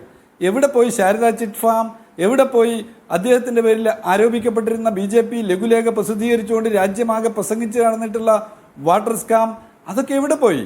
ഈ ഹിമാന്ത ബിശ്വ ശർമ്മ ഛത്തീസ്ഗഡിന്റെ മുഖ്യമന്ത്രിയായിട്ടുള്ള ഭൂപേഷ് ബാഗേലിനോട് പറഞ്ഞത് തെരഞ്ഞെടുപ്പ് കഴിഞ്ഞാൽ ED വരും എന്നുള്ളത് ഓർമ്മിക്കണം എന്നാണ്. തിരഞ്ഞെടുപ്പ് കഴിഞ്ഞാൽ ED വരുമെന്ന് ഓർമ്മിക്കണമെന്ന് ഹിമാന്ത ബിശ്വ ശർമ്മക്ക് പറയാനുള്ള ആ ധൈര്യം എങ്ങനെയാണ് ഉണ്ടായത്? കാരണം EDയെ നിയന്ത്രിക്കുന്നത് തന്റെ വേണ്ടപ്പെട്ടവരാണ് എന്ന തോന്നലാണ്. ഇത് കാണിക്കുന്നത് അന്വേഷണ ഏജൻസികളെ മുഴുവൻ നിയന്ത്രിക്കുന്നത് BJP ആണ്, RSS ആണ് എന്നുള്ളതിന്റെ തെളിവാണ് നമ്മുടെ നാട്ടിൽ ഇന്ന് വന്നുകൊണ്ടിരിക്കുന്ന ഓരോ സംഭവങ്ങളും. ഇവിടെ കേജ്രിവാളിനെ ജയിലിലടച്ചു, സഞ്ജയ് സിംഗിനെ ജയിലിലടച്ചു, സിസോദിയെ ജയിലിലടച്ചു, നിരവധിയായിട്ടുള്ള ആളുകൾ ജയിലറക്കുള്ളിലാണ്. ഇതേ ഇന്ത്യയിൽ തന്നെയാണ് ഇന്ത്യയിലെ ഏറ്റവും പ്രമുഖനായിട്ടുള്ള പത്രപ്രവർത്തകരിൽ ഒരാളും അടിയന്തരാവസ്ഥക്കെതിരായിട്ട് ജയിലിൽ കിടക്കുകയും ഒക്കെ ചെയ്തിട്ടുള്ള ത്യാഗധനായിട്ടുള്ള ഈ രാജ്യത്തെ മാധ്യമപ്രവർത്തകർ മാത്രമല്ല ബഹുജനങ്ങൾ ആകെ ആദരിക്കുന്ന പ്രബീർ പുർക്കായസ്തി എന്ന് പറയുന്ന മനുഷ്യൻ തീഹാർ ജയിലിൽ അടക്കപ്പെട്ടിരിക്കുന്നു. അത് അദ്ദേഹത്തിന്റെ യൂട്യൂബ് ചാനലിലൂടെ കർഷക സമരത്തെക്കുറിച്ച് റിപ്പോർട്ട് ചെയ്തു എന്നുള്ളതാണ് അദ്ദേഹത്തെ ജയിലിലടക്കുന്നതിന് കാരണമായി തീർന്നിട്ടുള്ളത്. ഇവിടെ ഞാൻ ഓർമ്മപ്പെടുത്തുന്നത്, ഇവിടെ നിഷാദ് സഞ്ജയ് സിംഗിനെ വിട്ടയച്ച വേളയിൽ കോടതി നടത്തിയിട്ടുള്ള നിരീക്ഷണത്തെക്കുറിച്ച് പറഞ്ഞപ്പോൾ BJP പ്രതിനിധി പറഞ്ഞത് അങ്ങനെ പറഞ്ഞിട്ടേ ഇല്ലെന്നാണ്. ലൈവ് ലോയുടെ റിപ്പോർട്ട് ഞാൻ അങ്ങയുടെ ശ്രദ്ധയ്ക്ക് വേണ്ടി വായിക്കുകയാണ്. ലൈവ് ലോയിൽ റിപ്പോർട്ട് ചെയ്തിട്ടുള്ള ജഡ്ജിമാരുടെ സ്റ്റേറ്റ്മെന്റിന്റെ ഒരു ഭാഗം മാത്രമാണ് ഞാനിവിടെ അങ്ങയുടെ ശ്രദ്ധയിലേക്ക് കൊണ്ടുവരുന്നത്. പറഞ്ഞ വാക്കിതാണ്, അതിന്റെ അവസാനത്തെ ഭാഗം മാത്രമാണ് ഞാനിവിടെ ഓർമ്മപ്പെടുത്തുന്നത്. You have kept him in custody for 6 months. Dinesh Arora has not initially implicated him. Later on, in a statement, he does. No money has been recovered. The trace of money is not there because it was long back. Fact of the matter is money has not been recovered. Please keep in mind that if we are with him, we are required to record in terms of Section 45 that he has prima facie not committed an offence that could have its own ramification in trial. ഇത് ലൈവിലോ report ചെയ്തിട്ടുള്ള അവർ എഴുതിയിട്ടുള്ള വാക്കാണ് ഞാനിവിടെ ഉദ്ധരിച്ചിട്ടുള്ളത്. നോക്കൂ, ഇങ്ങനെ കോടതിക്ക് ഒരു statement പുറത്തിറക്കേണ്ടി വന്നിട്ടുള്ളത് എന്തുകൊണ്ടാണ്? ഈ സഞ്ജയ് സിംഗിനെ അദ്ദേഹത്തെ സത്യപ്രതിജ്ഞയ്ക്ക് പോലും അനുവദിച്ചില്ല രാജ്യസഭയിൽ വന്നിട്ട്. അദ്ദേഹം വീണ്ടും തെരഞ്ഞെടുക്കപ്പെട്ടപ്പോൾ ഇന്ത്യൻ ജനാധിപത്യത്തോട് കാണിച്ചിട്ടുള്ള ഏറ്റവും അങ്ങേയറ്റം അനാദരവ് നാം ഇതിലൂടെ കാണുകയുണ്ടായി. രാഷ്ട്രപതി LK അദ്വാനിക്ക് ഉപഹാരം നൽകുമ്പോൾ, അവാർഡ് നൽകുമ്പോൾ അവിടെ ഒന്ന് എഴുന്നേറ്റ് നിന്ന് രാഷ്ട്രപതിയോട് അല്ലെങ്കിൽ ആ പുരസ്കാരത്തോടുള്ള ആദരവ് അല്ലെങ്കിൽ അദ്വാനിയോടുള്ള ആദരവ് പോലും പ്രദർശിപ്പിക്കാൻ കഴിയാതെ പോയ ഒരു പ്രധാനമന്ത്രിയാണ് രാജ്യത്തുള്ളത് എന്നുള്ളത് നാം കാണുകയാണ്. രാഷ്ട്രപതിയെ അപമാനിച്ച ഇന്ത്യയിലെ അന്വേഷണ ഏജൻസികളെ മുഴുവൻ നിരന്തരം രാഷ്ട്രീയ താല്പര്യത്തിന് വേണ്ടി ഉപയോഗിക്കുന്ന ജനാധിപത്യ വിരുദ്ധതയുടെ ഏറ്റവും വലിയ ഉദാഹരണമായിട്ടുള്ള ഒരാൾ ഇന്ത്യൻ പ്രധാനമന്ത്രിയായിരിക്കുമ്പോൾ ഇന്ത്യ ഭരിക്കുന്ന ഇന്ത്യൻ പ്രധാനമന്ത്രിയായിരിക്കുമ്പോൾ ഞാൻ അതിനകത്ത് ഇടപെട്ട് ഈ കലവല പറയല അവിടെ നിർത്തുക. ഞാൻ പറഞ്ഞിട്ട് സംസാരിക്കുക, അതാണ് ശരി. അങ്ങയുടെ സമയത്ത് അങ്ങ് ഉപയോഗപ്പെടുത്തുക ആ സമയം. നിലവാരമുള്ള സാധനം പറയും സാർ. നിങ്ങളൊരു നിലവാരമുള്ള മുഖ്യമന്ത്രിയെ കാണുമ്പോൾ രാഷ്ട്രപതി എണീച്ചില്ല കാര്യങ്ങളൊന്നും പറയല്ലേ. നിങ്ങളൊരു ചർച്ചയ്ക്കകത്ത് ആ രീതിയിലുള്ള കാര്യങ്ങളാണ് പറഞ്ഞത്. ഞാൻ ഇടപെട്ടില്ല. ശിവദാസൻ പൂർത്തിയാക്കും. അങ്ങ് സംസാരിക്കുമ്പോൾ ഞാൻ ഇടപെട്ടില്ല. ഇടപെടാതിരുന്നത് അങ്ങ് പറഞ്ഞ ഏറ്റവും തെറ്റായ കാര്യങ്ങളെക്കുറിച്ച് എനിക്ക് അഭിപ്രായമില്ലാഞ്ഞിട്ടല്ല, അങ്ങ് പറഞ്ഞ വിദ്വേഷം വമിപ്പിക്കുന്ന വാക്കുകളോട് പ്രതികരിക്കാൻ അറിയാഞ്ഞിട്ടല്ല, മറിച്ച് ഞാൻ പ്രതികരിക്കാതിരുന്നത് അങ്ങയുടെ സമയത്ത് അങ്ങ് സംസാരിച്ചുകൊള്ളു വന്ന ജനാധിപത്യ മര്യാദയെ അടിസ്ഥാനപ്പെടുത്തിക്കൊണ്ടാണ്. ആ ജനാധിപത്യ മര്യാദ RSSനും BJPക്കും ഉണ്ടാവില്ല എന്നുള്ളത് അറിയാമെങ്കിലും പക്ഷെ ചർച്ചയിൽ അത് ചർച്ച നിയന്ത്രിക്കുന്ന ആൾ അനുവദിക്കില്ല എന്ന് ഞാൻ പ്രതീക്ഷിക്കുകയാണ്. ഇവിടെ BJPയുടെ RSSന്റെ ഈ സമീപനം നമുക്ക് ഈ രാജ്യത്തിന്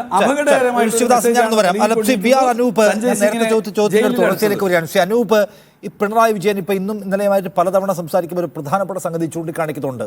അതായത് ആം ആദ്മി പാർട്ടിയുടെ ലീഡർഷിപ്പിനെ വേട്ടയാടാനുള്ള BJP പദ്ധതിക്ക് എല്ലാ തരത്തിലുള്ള സഹായവും ചെയ്തു കൊടുത്തത് നിങ്ങളാണ്.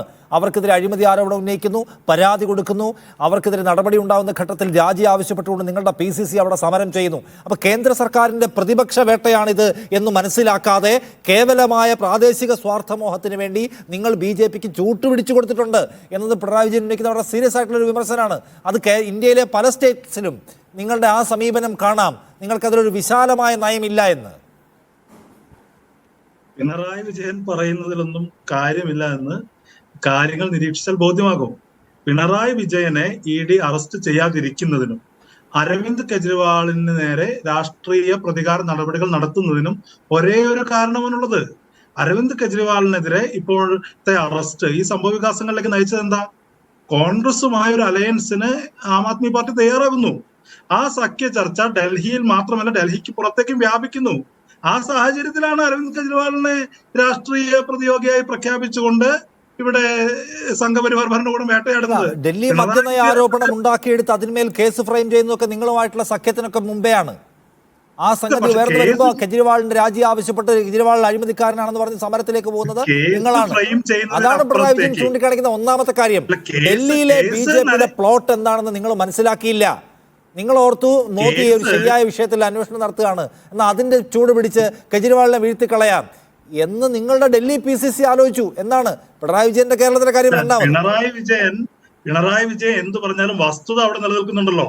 കേസ് ഫ്രെയിം ചെയ്യുന്നതിലപ്പുറത്തേക്ക് ഇത്ര ധൃതിയിൽ കെജ്രിവാളിനെതിരെ നടപടി ഉണ്ടാക്കാൻ എന്താണ് കാരണം? പിണറായി വിജയനെതിരെ 13 മാസമായി ഇന്ത്യ സഖ്യത്തിന്റെ ആലോചനയ്ക്ക് മുമ്പേ പോയി. അവസാനമല്ലേ പോയത് ഇദ്ദേഹം? സംസ്ഥാനത്തിന് മുഖ്യമന്ത്രി.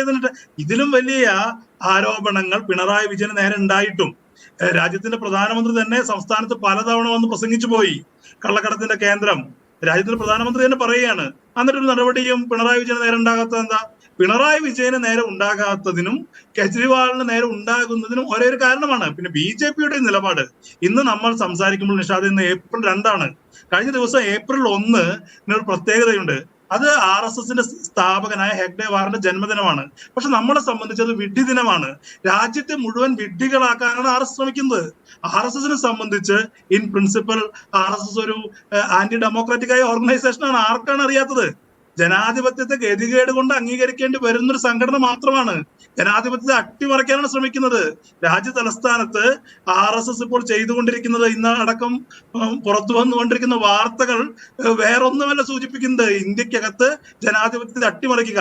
RSSന്റെ തന്നെ BJPയുടെ തന്നെ മുതിർന്ന നേതാക്കൾ പറഞ്ഞിട്ടുണ്ട്, മനുസ്മൃതിയാകണം ഞങ്ങളുടെ ഭരണഘടന. ഈ ഭരണഘടന നിർമ്മിച്ചതിൽ, ഈ രാജ്യത്ത് നിർണയിച്ചതിൽ ഒരു പങ്കും ഒരു നിലയ്ക്കും അവകാശപ്പെടാൻ കഴിയാത്ത പ്രസ്ഥാനമാണ്. കോൺസ്റ്റിറ്റ്യൂവന്റ് അസംബ്ലിയിൽ RSSന് പ്രാതിനിധ്യമില്ല, ആ ആശയത്തിലുള്ള ആളുകൾക്ക് പ്രാതിനിധ്യമില്ലായിരുന്നു. അപ്പൊ ഈ രാജ്യത്ത് നിർമ്മിച്ചതിലും നിർണയിച്ചതിലും ഈ രാജ്യത്തിന്റെ ഭാവി നിർണയിക്കുന്ന ഒരു പ്രാതിനിധ്യവും ഇല്ലാത്ത ഒരു പ്രസ്ഥാനം എന്നുള്ള നിലയ്ക്ക് ഇന്ത്യയെ പിന്നോട്ട് നടത്താൻ, ഇന്ത്യ എന്ന ആശയത്തെ കുഴിച്ചു മൂടാൻ RSS നടത്തുന്ന, അതിന്റെ രാഷ്ട്രീയ രൂപമായ BJP നടത്തുന്ന പരിശ്രമങ്ങളുടെ ആകത്തുകയാണ് കണ്ടുകൊണ്ടിരിക്കുന്നത്. ലോകരാഷ്ട്രങ്ങൾ അമേരിക്കയ്ക്ക് പറയേണ്ടി വന്നു. ഇത് കൃത്യമായി പറഞ്ഞാൽ അരവിന്ദ് കെജ്രിവാളിനെതിരെ നടത്തുന്നത് അത് കൃത്യമായ രാഷ്ട്രീയമായ ഒരു പ്രതികാര നടപടിയാണെന്നുള്ള കാര്യത്തിൽ കോൺഗ്രസിനെ സംബന്ധിച്ച് സംശയമില്ല. പിന്നെ ആം ആദ്മി പാർട്ടിക്കെതിരെ കോൺഗ്രസ് നിലപാടെടുത്തിട്ടുണ്ടാവും, ആം ആദ്മി പാർട്ടി കോൺഗ്രസിനെതിരെ നിലപാടെടുത്തിട്ടുണ്ടാവും. അതൊക്കെ രാഷ്ട്രീയമാണ്. ആം ആദ്മി പാർട്ടിയുടെ ഉത്ഭവം നമുക്കറിയാം. ആ മൂവ്മെന്റിന്റെ പരിണിതിയും പരിണാമവും നമ്മൾ കണ്ടതാണ്. പലപ്പോഴും കോൺഗ്രസിനെതിരെടുത്ത പൊസിഷൻ കോൺഗ്രസ് വലിയ വില കൊടുക്കേണ്ടി വന്നിട്ടുണ്ട്. അതൊക്കെ രാഷ്ട്രീയമാണ്. പക്ഷേ രാഷ്ട്രീയത്തിൽ ഇപ്പോൾ എന്ത് നിലപാട് സ്വീകരിക്കുന്നു എന്നുള്ളതാണ്. രാഷ്ട്രീയം ഭൂതകാലത്തിൽ സംഭവിച്ചു കഴിഞ്ഞ ഒന്നല്ല, വർത്തമാനകാലത്തും രൂപപ്പെട്ടുകൊണ്ടിരിക്കുന്ന ഒരു പ്രക്രിയയാകുമ്പോൾ രാഷ്ട്രീയത്തിനകത്ത് കോൺഗ്രസ് സ്വീകരിക്കുന്ന നിലപാട്, ആം ആദ്മി പാർട്ടി അരവിന്ദ് കെജ്രിവാൾ എന്നല്ല, ഒരു രാജ്യത്തെ പ്രധാനപ്പെട്ട രാഷ്ട്രീയ പാർട്ടിയുടെ അധ്യക്ഷന് നേരെ തിരഞ്ഞെടുപ്പ് പടിവാതിൽക്കൽ നിൽക്കുമ്പോൾ നടത്തുന്ന രാഷ്ട്രീയ പ്രതികാര നടപടികൾക്കെതിരെ അത് മുന്നോട്ട് വരുന്നതിന് കാരണം കോൺഗ്രസുമായി ഉണ്ടാക്കിയ ഒരു സഖ്യമാണ്. ആ സഖ്യത്തിന്റെ സുഗമമായ നടത്തിപ്പാണ്, ആ സഖ്യത്തിന്റെ വിപുലപ്പെടുത്തലാണ്. മറിച്ച് ഇവിടെ പിണറായി വിജയന് നേരെ അത്തരത്തിലുള്ള നടപടികളിലേക്ക് പോകാൻ BJP മടിച്ചു നിൽക്കുന്നതിന് കാരണം ഒരു ഘട്ടത്തിലും കോൺഗ്രസുമായി ചേരില്ല എന്നുള്ള വാക്കാലുള്ള ഉറപ്പ് അവർക്ക് ലഭിക്കുന്നതുകൊണ്ടാണ്.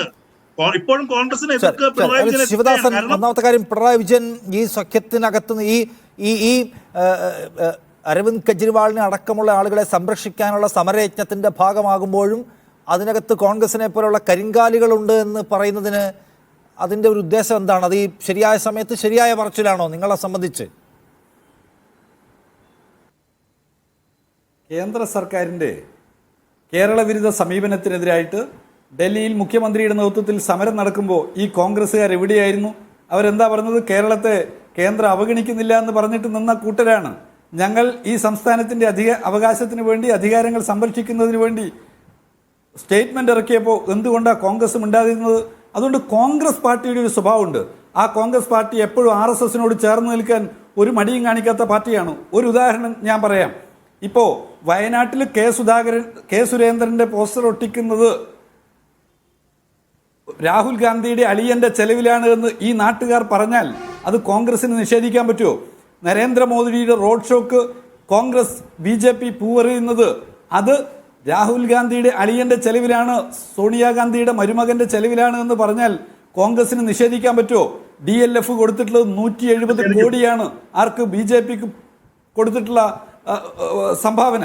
DLFന്റെ 170 കോടി രൂപ സംഭാവന ഇവിടെ BJPക്ക് ഇലക്ട്രൽ ബോണ്ടിലൂടെ കൊടുത്തിട്ട് നിൽക്കുകയാണ്. രാഹുൽ ഗാന്ധി പണമില്ല, ബസ് യാത്രക്ക് പൈസയില്ല, ട്രെയിൻ യാത്രക്ക് പൈസയില്ല എന്ന് നിലവിളിക്കുമ്പോഴാണ് DLF 170 കോടി കൊടുത്തിട്ടുള്ളത്. BJPയും കോൺഗ്രസും തമ്മിൽ എപ്പോഴും അങ്ങനെ ഒരു ബന്ധം കിടക്കുകയാണ്. ബാബരി മസ്ജിദ് തകർത്തിട്ട് അവിടെ രാമക്ഷേത്രം ഉണ്ടാക്കുന്നതിന് വേണ്ടി ഞാൻ വെള്ളി ഇഷ്ടിക കൊടുത്തിട്ടുണ്ട് എന്ന് പറഞ്ഞിട്ടുള്ള ദിഗ്വിജയ് സിംഗിന്റെ പാർട്ടിയാണ് കോൺഗ്രസ്. കമൽനാഥിന്റെ പാർട്ടിയാണ് ഞാൻ അവിടെ ബാബരി മസ്ജിദ് തകർത്തവർക്ക് ഞാൻ പണം കൊടുത്തിട്ടുണ്ട്, സംഭാവന കൊടുത്തിട്ടുണ്ട് എന്ന് പറഞ്ഞ കമൽനാഥിന്റെ പാർട്ടിയാണ് കോൺഗ്രസ്. കമൽനാഥിനെ തള്ളിപ്പറഞ്ഞോ? ദിഗ്വിജയ് സിംഗിനെ തള്ളിപ്പറഞ്ഞോ? CAAയുടെ മുകളിൽ എന്താ കോൺഗ്രസ് എടുക്കുന്ന നിലപാട്? രാഹുൽ ഗാന്ധി ഡൽഹിയിൽ നിന്ന് ഒരു സ്റ്റേറ്റ്മെന്റ് പുറപ്പെടുവിച്ചോ? അല്ലെങ്കിൽ കോൺഗ്രസിന്റെ സൈറ്റിൽ നോക്കിക്കഴിഞ്ഞാൽ CAAക്കെതിരായിട്ടുള്ള എത്ര പ്രസ്താവനകൾ നിങ്ങൾക്ക് കാണാൻ കഴിയും? പൗരത്വ ബില്ലിന്റെ മുകളിൽ കോൺഗ്രസിന്റെ സ്റ്റേറ്റ്മെന്റ് എങ്ങനെയാ വന്നിട്ടുള്ളത്? ആസാമിലെ വിഷയത്തിനകത്ത് NRCയുടെ നടപ്പിലാക്കലിന്റെ കാര്യത്തിൽ കോൺഗ്രസിന്റെ ഇരട്ടത്താപ്പ് കണ്ടുകൊണ്ടിരിക്കുകയാണ്. കോൺഗ്രസ് ഇരട്ടത്താപ്പുള്ളവരുടെ പാർട്ടിയായി നമ്മൾ കാണുകയാണ്. ഈ ആം ആദ്മി പാർട്ടിയുടെ വിഷയത്തിൽ സഞ്ജയ് സിംഗ് അറസ്റ്റ് ചെയ്യപ്പെട്ട് ജയിലിൽ പോയിട്ട് അദ്ദേഹത്തിന് ഒരു കാര്യം കൂടി നിഷാദ് ഒരു വിഷയം കൂടി, അത് ഈ നമ്മുടെ ഇന്ന് റിമാൻഡ് കഴിഞ്ഞ് പുറത്തു വന്നിട്ടുള്ള സഞ്ജയ് സിംഗ് രാജ്യസഭയിൽ സത്യപ്രതിജ്ഞ ചെയ്യുന്നതിന് വേണ്ടി വന്നു. അയാൾക്ക് അനുമതി കൊടുത്തില്ല. BJP നേതൃത്വത്തിന്റെ ഇടപെടലിന്റെ ഭാഗമായിട്ട് ആ മനുഷ്യന് അനുമതി കിട്ടാത്ത വേളയിൽ സത്യപ്രതിജ്ഞക്ക് അനുമതി കൊടുക്കണം എന്ന് പറഞ്ഞിട്ട് നോട്ടീസ് കൊടുക്കാൻ കോൺഗ്രസ് ഉണ്ടായോ? എന്തിനായിരുന്നു പട്നയിൽ നിന്ന് കേജ്രിവാൾ തിരിച്ചുപോയത്? അവിടെ ഇന്ത്യ അലയൻസിന്റെ റാലിയിൽ പങ്കെടുത്തപ്പോൾ അദ്ദേഹത്തിനുണ്ടായിരുന്ന അനുഭവം എന്തായിരുന്നു? എല്ലാവരെയും കൂട്ടിച്ചേർത്ത് പിടിക്കാൻ, BJP വിരുദ്ധ രാഷ്ട്രീയത്തിന്റെ ശരിയായ സമീപനം സ്വീകരിക്കാൻ, BJPക്കെതിരായി RSSനെതിരായി നിലപാടെടുക്കാൻ കോൺഗ്രസിന് കഴിയുന്നില്ല എന്നുള്ളത് ഒരു ഇന്ത്യൻ യാഥാർത്ഥ്യമാണ്. അതാ BJPക്കാർക്ക് സന്തോഷം നൽകുന്ന ഒരു യാഥാർത്ഥ്യം. അതുകൊണ്ട് കോൺഗ്രസ് എന്ന് പറയുന്ന നോക്കൂ ശ്രീ പ്രിന്റു മഹാദേവ്, BJP ഒരു തെരഞ്ഞെടുപ്പ് കാലത്ത് പരമാവധി പ്രതിപക്ഷ പാർട്ടികളെ ഫ്യൂസൂരി കളഞ്ഞുകൊണ്ട് അവരെ എല്ലാം ദുർബലരാക്കി ഒറ്റയ്ക്ക് നിന്ന് മത്സരിച്ച് ജയിക്കാനുള്ള ഒരു പണി കാണിക്കുന്നു എന്നാണുള്ള വിമർശനമാണ് സജീവമായിട്ട് ഉയർന്നു വരുന്നത്. നോക്കൂ, ഇവിടെ ജർമ്മനി വിമർശിക്കുന്നു, അമേരിക്കൻ വിദേശകാര്യ മന്ത്രാലയം വിമർശിക്കുന്നു, UN ഇവിടെ സുതാര്യമായതും നീതിയുക്തവുമായിട്ടുള്ള തെരഞ്ഞെടുപ്പ് നടക്കണമെന്ന കൺസേൺ പങ്കുവെക്കുന്നു. എന്ന് വെച്ചാൽ ലോകത്ത് നിന്ന് ഇന്ത്യയിലെ സാഹചര്യം നോക്കിക്കാണുന്ന ആർക്കും ഇത് ഒരു ജനാധിപത്യത്തിന് മേൽ നടത്തുന്ന അതിക്രിയയാണ് എന്ന കാര്യം മനസ്സിലാവുന്നുണ്ട്. നിങ്ങൾ ഇതൊക്കെ ഞങ്ങളുടെ ഒരു വലിയ അഴിമതി വിരുദ്ധ നീക്കമാണ്, തെരഞ്ഞെടുപ്പ് പ്രഖ്യാപിച്ചു കഴിഞ്ഞിട്ട് തെരഞ്ഞെടുപ്പിലേക്ക് പോകുന്നതിന് തൊട്ട് മുമ്പ് ഇവരെയൊക്കെ പൂട്ടുക എന്ന് പറഞ്ഞാൽ ഞങ്ങളുടെ എന്തോ ഒരു മഹത്തായ കാര്യമാണ്, ലോകം മുഴുവൻ അങ്ങനെയാണ് മനസ്സിലാക്കുന്നത് എന്ന് വിചാരിച്ചിരിക്കുകയാണോ? അല്ല സാർ, ഇപ്പോൾ ഈ ലോകത്തിൽ ഈ ജർമ്മനിയുടെയും അമേരിക്കയുടെയും UN-ൻ്റെയും ഒക്കെ സ്നേഹം കാണുന്ന സമയത്ത് സത്യത്തിൽ ഈ ശിവദാസൻ്റെ പാർട്ടിയുടെ കഴിഞ്ഞ ദിവസം നമ്മുടെ അതിനായിട്ട് അവിടെ സംസ്ഥാന സെക്രട്ടറി പോലും ഈ അമേരിക്കയുടെ പരാമർശമൊക്കെ നടന്നു കണ്ടു. ഈ അമേരിക്കയൊക്കെ ഇപ്പോൾ ഇവർക്ക് അങ്ങനെയാണല്ലോ, BJPക്കും സംഘപരിവാറിനും എതിരായിട്ട് സംസാരിക്കുന്ന സമയത്ത് ഈ അമേരിക്കൻ സാമ്രാജ്യത്വം ഇവർക്ക് നെഞ്ചോട് ചേർത്ത് പിടിക്കുന്ന സംവിധാനമാണ്. ഒന്ന്, ഇന്ത്യയുടെ ആഭ്യന്തര കാര്യങ്ങളിൽ ഒരു രാജ്യവും ഇടപെടേണ്ട ഒരു സാഹചര്യം ഇന്ന് ഇന്ത്യ മഹാരാജ്യത്തില്ല. അങ്ങനെ ഏതെങ്കിലും രാജ്യം ഇടപെട്ടത് കൊണ്ട് തന്നെ കളങ്കപ്പെടുന്നതുമല്ല നരേന്ദ്രമോദി സർക്കാരിൻ്റെ ഇന്നത്തെ പ്രതിച്ഛായ. ഇതിന് ഞങ്ങളെ സംബന്ധിച്ച് ഞങ്ങൾ പറഞ്ഞല്ലോ, എന്തെങ്കിലും പറഞ്ഞു സാർ? യെസ്, പറയൂ പ്രിന്റു. ഞാൻ പറയട്ടെ. അപ്പം ഞങ്ങളെ സംബന്ധിച്ചിടത്തോളം അങ്ങനെ കളങ്കപ്പെടുന്നതല്ല പ്രതിച്ഛായ. ഞങ്ങളെ സംബന്ധിച്ച് ആത്മാർത്ഥമായി പറഞ്ഞു, 10 വർഷമായി അഴിമതിയുടെ ആരോപണമില്ലാത്തൊരു സർക്കാരാണ്. ഞങ്ങളെ സംബന്ധിച്ചിടത്തോളം അഴിമതി നടത്തിയ ഒരാളെ ഇലക്ഷൻ കെജ്രിവാളിനെ സംബന്ധിച്ച് നിങ്ങൾ പറയട്ടെ, ഒരു മിനിറ്റ് ഞാനൊന്ന് പറയട്ടെ സാർ. ഇപ്പോൾ കെജ്രിവാളിനെ നിങ്ങൾ അറസ്റ്റ് ചെയ്ത കാര്യം പറഞ്ഞു. അദ്ദേഹത്തിന് 9 തവണ 2023 ഒക്ടോബർ മാസം മുതൽ അദ്ദേഹത്തിന് ഈ സമൻസ് അയച്ചുകൊണ്ടിരിക്കുകയാണ്. അദ്ദേഹം എന്തുകൊണ്ട് ഹാജരായില്ല? അദ്ദേഹം ഈ ഇലക്ഷൻ സ്റ്റെൻഡിനകത്തേക്ക് പോയിക്കൊണ്ട് ഒരു വീരപരിവേഷം ഞങ്ങൾക്ക് കിട്ടും അഴിമതിക്കെതിരെ അറസ്റ്റിലായി കഴിഞ്ഞാൽ അതിനുവേണ്ടി അദ്ദേഹം ഇങ്ങനെ മാറി മാറി അവസാന സമയത്ത് കോടതി ഇടപെട്ടത് കൊണ്ടാണല്ലോ അദ്ദേഹത്തിനെ സ്വാഭാവികമായിട്ട് ED അറസ്റ്റ് ചെയ്യുന്ന ചോദ്യം ചെയ്യുന്നത്. അപ്പോൾ അത് ഇലക്ഷൻ സ്റ്റെൻഡിലേക്ക് കൊണ്ടുപോയത് ആരാ? കെജ്രിവാളല്ലേ? നിങ്ങളൊരു ഈ ഇവിടുത്തെ എന്തായിക്കോട്ടെ, ഈ കേന്ദ്ര സർക്കാർ EDയുടെ മുമ്പിൽ ഹാജരാകാനുള്ള സാമാന്യ മര്യാദ കാണിക്കണ്ടേ? അങ്ങനെ സാമാന്യ മര്യാദ കാണിക്കാത്ത ആളുകളാണ് ഇടതുപക്ഷത്തിലുള്ളത്. ഇപ്പോൾ തോമസ് ഐസക്കിനെ നിരന്തരമായിട്ട് ED 10 തവണയായിട്ട് നോട്ടീസ് അയക്കുന്നു. തോമസ് ഐസക്ക് ഹാജരാകുന്നില്ല. ഇനി ഒരു പ്രത്യേക സാഹചര്യത്തിൽ അദ്ദേഹം ഹൈക്കോടതി കേസ് കൊടുത്തിട്ടുണ്ട്. ഈ ഹൈക്കോടതി കേസ് എങ്ങാനും പറയുകയാണ് ഈ തോമസ് ഐസക്കിനെ ചോദ്യം ചെയ്യുമെന്ന് പറഞ്ഞു കഴിഞ്ഞാൽ സ്ഥാനാർത്ഥിയായ അദ്ദേഹത്തെ ചോദ്യം ചെയ്ത് കഴിഞ്ഞാൽ അപ്പോൾ നിങ്ങൾ പറയില്ലേ സ്ഥാനാർത്ഥി പിടിച്ചു കൊണ്ടുപോയെന്ന്? അപ്പോൾ ഇങ്ങനെ കൃത്യമായിട്ട് ഇവിടുത്തെ ഏജൻസികൾക്ക് മുമ്പിൽ ഹാജരാകാൻ എന്തിനാണ് നിങ്ങൾ മടിക്കുന്നത്? മടിയിൽ കനമുണ്ടെങ്കിലല്ലേ നിങ്ങൾ ഹാജരാക്കാൻ പേടിക്കേണ്ടതുള്ളൂ. നിങ്ങൾ മടിയിൽ കനമില്ലെങ്കിൽ നിങ്ങൾ ഹാജരാകൂ. ഈ 9 തവണ EDയുടെ നോട്ടീസിനെതിരെ ഇന്ത്യ മഹാരാജ്യത്തെ എല്ലാ കോടതിയിൽ പോയിട്ട് നിങ്ങൾ ഇത്തരത്തിൽ എന്നെ അറസ്റ്റ് ചെയ്യരുത്, എന്നെ ചോദ്യം ചെയ്യരുത് എന്ന് പറയില്ലല്ലോ. EDയുടെ മുമ്പിൽ ഹാജരാക്കാൻ അല്ലെങ്കിൽ ഇവിടുത്തെ അന്വേഷണ ഏജൻസിയുടെ മുമ്പിൽ ഹാജരാക്കാനുള്ള മര്യാദ ഭരണഘടനയെ അനുസരിക്കുന്ന ആളുകൾക്ക് ഉണ്ടാവണം. ആ മര്യാദ കാണിക്കാത്ത സമയത്താണ് ഇത്തരത്തിൽ ഇലക്ഷൻ സ്റ്റേഡിലേക്ക് പോകുന്നത്. നിങ്ങൾ എല്ലാ കേസുകളും നോക്കുന്ന സമയത്ത് അങ്ങനെ തന്നെയാണല്ലോ ഉണ്ടായിട്ടുള്ളത്. ഇപ്പോൾ കെജ്രിവാളിൻ്റെ കേസായിക്കോട്ടെ, ഇനിയിപ്പോൾ തോമസ് ഐസക്കിൻ്റെ കേസായിക്കോട്ടെ, SFIയുടെ അന്വേഷണമായിക്കോട്ടെ. ഇപ്പോൾ നിങ്ങൾ SFIയുടെ അന്വേഷണം, ഇപ്പോൾ വീണ വിജയൻ്റെ അന്വേഷണത്തെ നിങ്ങൾ അങ്ങനെയല്ല പറഞ്ഞത്. അത് കണ്ടിന്യൂസ് ആയിട്ട് നടക്കുന്ന ഒരു പ്രോസസ്സാണ്. SFIയുടെ അന്വേഷണവുമായി ബന്ധപ്പെട്ട് അത് ഏറ്റെടുക്കേണ്ട സാഹചര്യം വന്നപ്പോഴാണ് ഇടപെടുന്നത്. അപ്പോൾ ഏതെങ്കിലും ഒരു കക്ഷിയെ തകർത്തുകൊണ്ട് ഒരു ഏകാധിപത്യ ഭരണകൂടം സ്ഥാപിക്കുക എന്നതൊന്നും ഞങ്ങളുടെ ലക്ഷ്യമല്ല. പക്ഷേ അഴിമതി നടത്തുന്നത് ആരായിരുന്നാലും ശരി, അത് പിണറായി വിജയനായിരുന്നാലും ശരി, അത് വീണ വിജയനായിരുന്നാലും ശരി, കേജ്രിവാൾ ആയിരുന്നാലും ശരി, ഇനി ഹേമന്ത് സോറൻ ശരി, കവിതയായിരുന്നാലും ശരി, ഞങ്ങൾ അറസ്റ്റ് ചെയ്യും, ED അറസ്റ്റ് ചെയ്യും. ED അതൊരു ഭരണകൂടത്തിൻ്റെ അഴിമതി രഹിതമായ ഒരു ഭരണകൂടത്തിൻ്റെ ഉത്തരവാദിത്തമാണ്. അതിന് ഇലക്ഷൻ ഉണ്ട് എന്ന് വിചാരിച്ചിട്ട് ഞങ്ങൾക്ക് കേജ്രിവാളിനെ ചോദ്യം ചെയ്യാൻ പാടില്ല എന്നൊന്നുമില്ലല്ലോ സാർ. പിന്നെ നേരത്തെ ശിവദാസൻ വിട്ടുപോയ ഒരു പേരുണ്ട്, അത് അദ്ദേഹം പറഞ്ഞില്ല. അദ്ദേഹം പറഞ്ഞത് പിണറായി വിജയൻ്റെ പ്രിൻസിപ്പൽ സെക്രട്ടറി ആയിരുന്ന ശിവശങ്കരനും ജയിലിൽ കിടക്കുന്നത് എന്തിനാണെന്നുള്ള കാര്യത്തെക്കുറിച്ച് അദ്ദേഹം പരാമർശിക്കാതെ ഇങ്ങനെ കുറേ ആളുകളുടെ പേര് പറഞ്ഞു പോയി. അപ്പോൾ അതും കൂടി ശിവദാസനൊന്ന് മനസ്സിലാക്കിയാൽ നല്ലതാണ്. പിന്നെ ഇപ്പോൾ ശിവദാസനെ സംബന്ധിച്ചിടത്തോളം ലാലു പ്രസാദ് യാദവും ഈ പറയുന്ന കെജ്രിവാളും ഈ കവിതയും ഇനി ഈ ഇന്ത്യ മഹാരാജ്യത്തെ അഴിമതിയുടെ ദശലക്ഷക്കണക്കിന് കോടിയുടെ അഴിമതി നടത്തിയിട്ടുള്ള നമ്മൾ കനിമൊഴിയുടെയും കരുണാനിധിയുടെ കുടുംബമടക്കം ശിവദാസനും പാർട്ടിക്ക് സ്വാഭാവികമായിട്ട് കൂടിച്ചേരാവുന്ന ഇടമാണ്. അപ്പൊ ഇന്ത്യ സഖ്യം എന്ന് പറയുന്നത് അഴിമതിക്കാരുടെയും കൊള്ളക്കാരുടെയും ഒരു കൊള്ള സംഘമായിട്ടാണ് ഞങ്ങൾ കാണുന്നത്. നിങ്ങളുടെ കാര്യം പറയൂ. ഹിമന്ത ബിശ്വ ശർമ്മ ലോകത്തെ ഏറ്റവും വലിയ കള്ളനാണെന്ന് പറഞ്ഞു നടന്ന ആൾക്കാരാണ് നിങ്ങൾ. അയാൾ നിങ്ങളുടെ കൂടെ വന്നു. ഇപ്പോൾ അയാൾ നിങ്ങളുടെ നോർത്ത് ഈസ്റ്റിലെ പ്രധാനപ്പെട്ട നേതാവാണ്. നാരായൺ റാണെ നിങ്ങൾക്ക് കടുത്ത എതിർപ്പുണ്ടായിരുന്ന ആളായിരുന്നു, നിങ്ങളുടെ കൂടെ വന്നു. എന്താണ് നാച്ചുറൽ കറപ്ഷൻ പാർട്ടി എന്ന് വിളിച്ച NCP നിങ്ങളുടെ കൂടെ വന്നു. അജിത് പവാർ നിങ്ങളുടെ ഇപ്പോൾ താരപ്രചാരകരുടെ പട്ടികയിലുള്ള നേതാവാണ്. വേറെ ആരൊക്കെ? നിങ്ങൾക്കിപ്പോൾ മഹാരാഷ്ട്രയിലെ മുൻ മുഖ്യമന്ത്രിയായിരുന്ന അശോക് ചവാൻ നിങ്ങൾക്ക് ആരായിരുന്നു? ഇപ്പോൾ നിങ്ങൾക്ക് ആരാണ്? കഴിഞ്ഞ ദിവസം CBI ക്ലീൻ ചിറ്റ് കൊടുത്ത NCPയുടെ നേതാവ്, മുൻ വ്യോമയാന മന്ത്രി നിങ്ങൾക്ക് മുമ്പ് ആരായിരുന്നു? ഇപ്പോൾ ആരായിരുന്നു? ആരെയും നിങ്ങൾ കൂടെ കൂട്ടും? ഏത് അഴിമതിക്കാർക്കും വേണ്ടി ഞങ്ങളുടെ വാതായനങ്ങൾ തുറന്നു കിടക്കുന്നു എന്ന് പറയാതെ പറഞ്ഞത് നിർമ്മല സീതാരാമനാണ്. അപ്പോൾ നിങ്ങൾ അഴിമതിയെക്കുറിച്ച് വലിയ വർത്തമാനം പറയുമ്പോൾ ഈ ചോദ്യങ്ങൾ കൂടി ഉത്തരം പറഞ്ഞു പോകാൻ ശ്രദ്ധിക്കണേ സാർ. അല്ല സാർ, ഇതിനകത്ത് ഇവർക്കെതിരെയുള്ള EDയുടെ അന്വേഷണങ്ങൾ അവസാനിച്ചെന്ന് ആരാ പറഞ്ഞത്? പിന്നെ രാഷ്ട്രീയത്തിനകത്ത് എന്ന് പറയുന്ന സംവിധാനത്തിന്റെ ഭാഗമായി അന്വേഷണം നടക്കുന്ന ആളുകളെ അഴിമതി വിരുദ്ധ പാർട്ടി ED അന്വേഷണം നടക്കുന്നുണ്ടോ ഇല്ലെന്ന് തർക്കം എനിക്കുണ്ട്. ഇനിയിപ്പോ നടക്കുന്നുണ്ടോ എന്ന് ചോദിച്ചാൽ ഒരു അറസ്റ്റ് ഒന്നും ഇല്ലാത്തതുകൊണ്ട് അങ്ങനെ പറയാൻ പറ്റുമെന്നൊക്കെ ആയിരിക്കും താങ്കൾ ചോദിക്കുന്നത്. ഞാനത് ഒരു മുഖവിലേക്ക് നിങ്ങൾ ഈ അഴിമതിക്കാരെ എന്തിനെടുക്കുന്നു? നരേന്ദ്രമോദി അഴിമതി രഹിത ഭാരതം കെട്ടിപ്പടുക്കാൻ വന്ന വിശ്വഗുരു, എ പാർട്ടി വിത്ത് ഡിഫറൻസ്. നിങ്ങൾക്ക് എന്തിനാണ് അഴിമതിക്കാരുടെ കൂട്ട്? അല്ല, ഞങ്ങളെ സംബന്ധിച്ചിടത്തോളം അഴിമതിക്കാരെ ഞങ്ങൾ സ്വാഗതം ചെയ്യുന്നില്ല. BJPയിൽ വന്ന് ഞങ്ങളുടെ പ്രസ്ഥാനത്തിൽ വന്നതിന് ശേഷം അവർ അഴിമതി നടത്തുന്നു നോക്കുന്ന കാര്യം മാത്രമേ ഞങ്ങൾക്ക് നോക്കേണ്ടതുള്ളൂ. ഞങ്ങളുടെ ഉത്തരവാദിത്തത്തിൽ വന്ന് ഒരു മന്ത്രിയായി ഇപ്പൊ ജ്യോതിരാജ് സിന്ധ്യ ഞങ്ങളുടെ കൂടെ വന്ന് അങ്ങനെ ഞങ്ങൾ നോക്കണല്ലോ. അതിന് അല്ല അല്ല സാർ, അല്ല ഞങ്ങളെ സംബന്ധിച്ചിടത്തോളം ഒരു EDയുടെ അന്വേഷണവും ഞങ്ങളെ സംബന്ധിച്ച അല്ല സ്റ്റേറ്റ്മെന്റിന്റെ കാര്യമല്ല സാർ. നിങ്ങൾക്ക് ഇപ്പൊ എങ്ങനെ കേജ്രിവാൾ ലാലു പ്രസാദ് യാദവിനോട് എങ്ങനെയാണ് ഇവിടുത്തെ ഇന്ത്യ സഖ്യത്തിന്റെ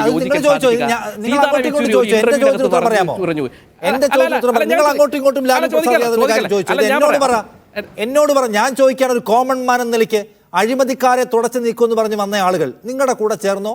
അപ്പോൾ അവസാനിക്കും എല്ലാ അഴിമതിയും. 41 കമ്പനികൾ ED റെയ്ഡ് നടന്നതിന് ശേഷം ഇലക്ട്രൽ ബോണ്ട് വഴി നിങ്ങൾക്ക് പൈസ തന്നു. പിന്നെ ഒരു റെയ്ഡും ഇല്ല, ഒരു അന്വേഷണവും ഇല്ല. വേദാന്ത എന്ന് പറയുന്ന കമ്പനി ഏറ്റവും വലിയ പരിസ്ഥിതി ലംഘനത്തിന് ഇന്ത്യയിൽ അവമതിപ്പ് നേരിട്ട കമ്പനി, സിയാൻഡേജ് റിപ്പോർട്ടിൽ പരാമർശിക്കപ്പെട്ട കമ്പനികൾ, അവർ തരുന്നു ഇലക്ട്രൽ ബോണ്ട് വഴി പൈസ. പിന്നെ ഒരു നടപടിയില്ല. 33 കടലാസ് കമ്പനികൾ. എന്താ ഈ കടലാസ് കമ്പനി? ഷെൽ കമ്പനി കള്ളപ്പണം ഒഴുക്കാനുള്ള വഴിയാണ്. നിങ്ങൾക്ക് തന്നത് 225 കോടി. ഒരു അന്വേഷണവും ഇല്ല.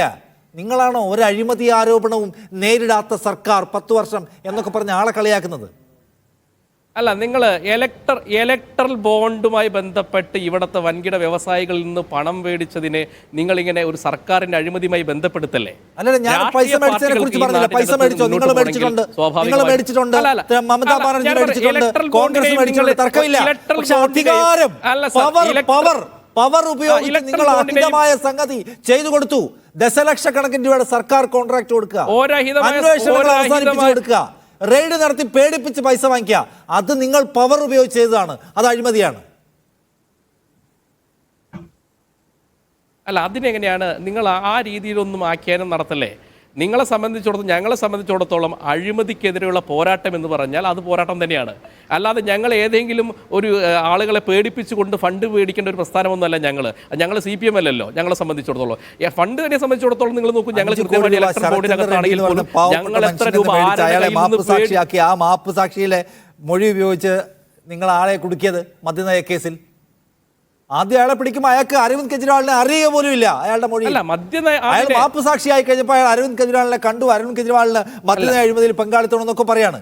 10-35 ലക്ഷം കോടി രൂപ മൊത്തം അയാളുടെ കമ്പനി അരവിന്ദോ ഫാർമയിൽ നിങ്ങൾ വാങ്ങിച്ചു കഴിഞ്ഞപ്പോൾ അയാൾ ആരായി? ഇതൊക്കെ ആളുകൾ കാണുക. ഇത് നമ്മുടെ മുമ്പിലുള്ള ഡേറ്റയല്ലേ, വിവരങ്ങളല്ലേ, ഇത് കേവല ആരോപണങ്ങളല്ലല്ലോ. സഞ്ചരിക്കുന്ന സമയത്ത് ഈ പറയുന്ന എല്ലാ വ്യക്തികളും, ഈ ED പരാമർശിക്കപ്പെട്ട എല്ലാ വ്യക്തികൾക്കും കൃത്യമായി പങ്കുണ്ട്. പിന്നെ മാപ്പ് സാക്ഷി എന്ന് പറയുന്നത് ഇപ്പൊ കരുവന്നൂർ കേസിനകത്ത് നമുക്കറിയാം CPMന്റെ ഏരിയ കമ്മിറ്റി അംഗമാണല്ലോ മാപ്പ് സാക്ഷി. അപ്പൊ അദ്ദേഹം മാപ്പുസാക്ഷിയാണ്. മാപ്പുസാക്ഷികൾക്ക് കിട്ടേണ്ട ചില ഇളവുകൾ എല്ലാ സമയത്തും ED അനുവദിച്ചു കൊടുക്കാറുണ്ട്.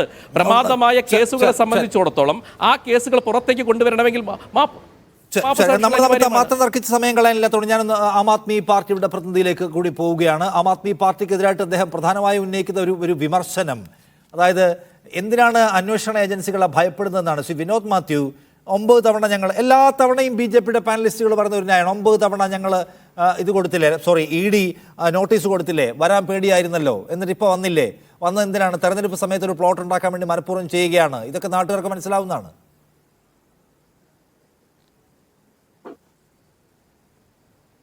അല്ല, അതിനകത്ത് കൃത്യമായിട്ട് ഈ സഞ്ജയ് സിംഗിന്റെ അറസ്റ്റ് വന്ന സമയത്ത് തന്നെ അരവിന്ദ് കെജ്രിവാൾ പറയുന്ന സ്റ്റേറ്റ്മെന്റുകൾ മാധ്യമപ്രവർത്തകർ നിങ്ങൾക്ക് അറിയാവുന്ന കാര്യമാണ്. എന്നിലേക്കും അറസ്റ്റ് വരും, ഞാനും അറസ്റ്റ് ചെയ്യപ്പെടാൻ പോവുകയാണ്, ഇലക്ഷൻ സമയമാകുമ്പോൾ ഞാൻ എത്രയോ തവണ അദ്ദേഹം പ്രസിനോട് പറഞ്ഞിരിക്കുന്നു, എത്രയോ പ്രസംഗങ്ങളിൽ പറഞ്ഞിരിക്കുന്നു. അതുകൊണ്ട് അദ്ദേഹത്തിന് ഇവരെപ്പോഴും പറയുന്നു 9 സമൻസ് കിട്ടി, അതുകൊണ്ട് പോയില്ല. ഞാൻ ഇവിടെ 5ാമത്തെ സമൻസിൽ കേജ്രിവാൾ പോയിരുന്നെങ്കിൽ ഇവർ ചോദ്യം ചെയ്ത് വിട്ടയക്കുമായിരുന്നു. ഈ 9 സമൻസിന്റെ കഥ ഇവർ പറഞ്ഞുകൊണ്ടിരിക്കുന്നല്ലോ. 9 സമൻസ് കിട്ടിയത് കൊണ്ട് ചെന്നില്ല, 9 സമൻസ് 10ാം സമൻസിൽ അറസ്റ്റ് വന്നു എന്നൊക്കെ.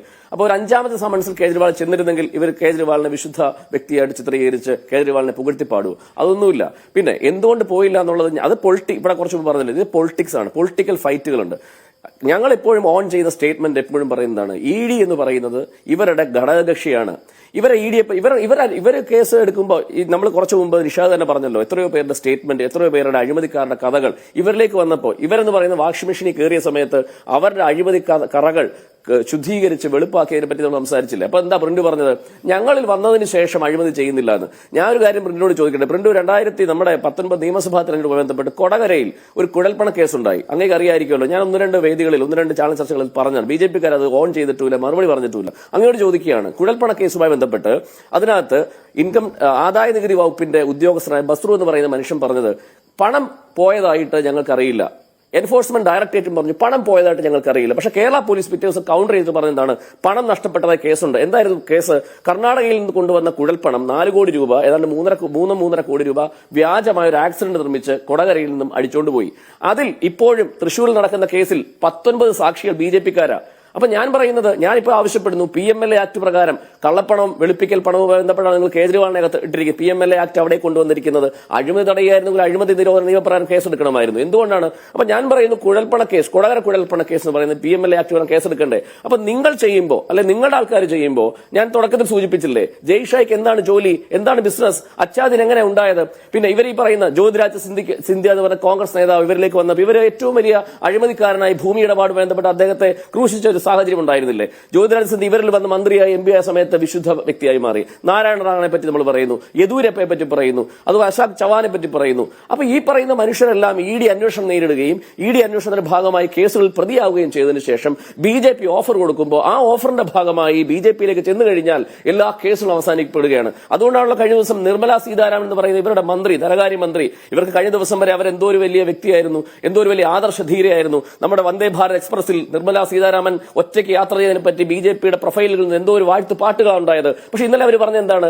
എന്റെ കയ്യിൽ ആ സൈസ് പണമില്ല, ഇലക്ഷൻ മത്സരിക്കാൻ എന്റെ കയ്യിൽ പണമില്ല, ആ പണമില്ല, ദാറ്റ് മണി എന്ന് അവർ സൂചിപ്പിച്ചത്. അതുകൊണ്ട് ഞാൻ പറയുന്നത്, നിങ്ങൾ ഈ കേജ്രിവാളിനെയും കൂട്ടുകാരെയൊക്കെ 25-30 കോടി രൂപ പ്രലോഭിപ്പിക്കാതെ നിങ്ങളുടെ ധനകാര്യമന്ത്രിക്ക് പൈസ കൊടുത്ത് മത്സരിപ്പിക്കാൻ നോക്ക്, അല്ലെങ്കിൽ നിങ്ങൾ ഈ പറയുന്ന രീതിയിലുള്ള കാര്യങ്ങൾ ചെയ്യാൻ നോക്ക്, അല്ലാതെ ജനാധിപത്യം അട്ടിമറിക്കാൻ വേണ്ടി. ശരി, ശിവദാസൻ, ED കേരളത്തിലും അതിന്റെ ചില ചലനങ്ങൾ പ്രകടമാക്കിയിട്ടുണ്ട്. നോക്കൂ, BJPയുടെ ഇപ്പുറത്ത് നിൽക്കുന്ന കക്ഷിയും ഇപ്പുറത്ത് നിൽക്കുന്ന ഒരു സ്റ്റേറ്റുമാണ്. EDയെ പ്രതീക്ഷിക്കുന്നുണ്ടോ നിങ്ങളിവിടെ?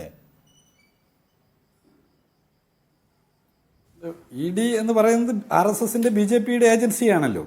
BJPക്കും RSSനും എതിരായി പൊരുതുമ്പോൾ EDയെയും CBIയെയും ITയെയും ഒക്കെ അവർ ഉപയോഗിക്കുമെന്നുള്ള കാര്യത്തിൽ തർക്കമില്ല.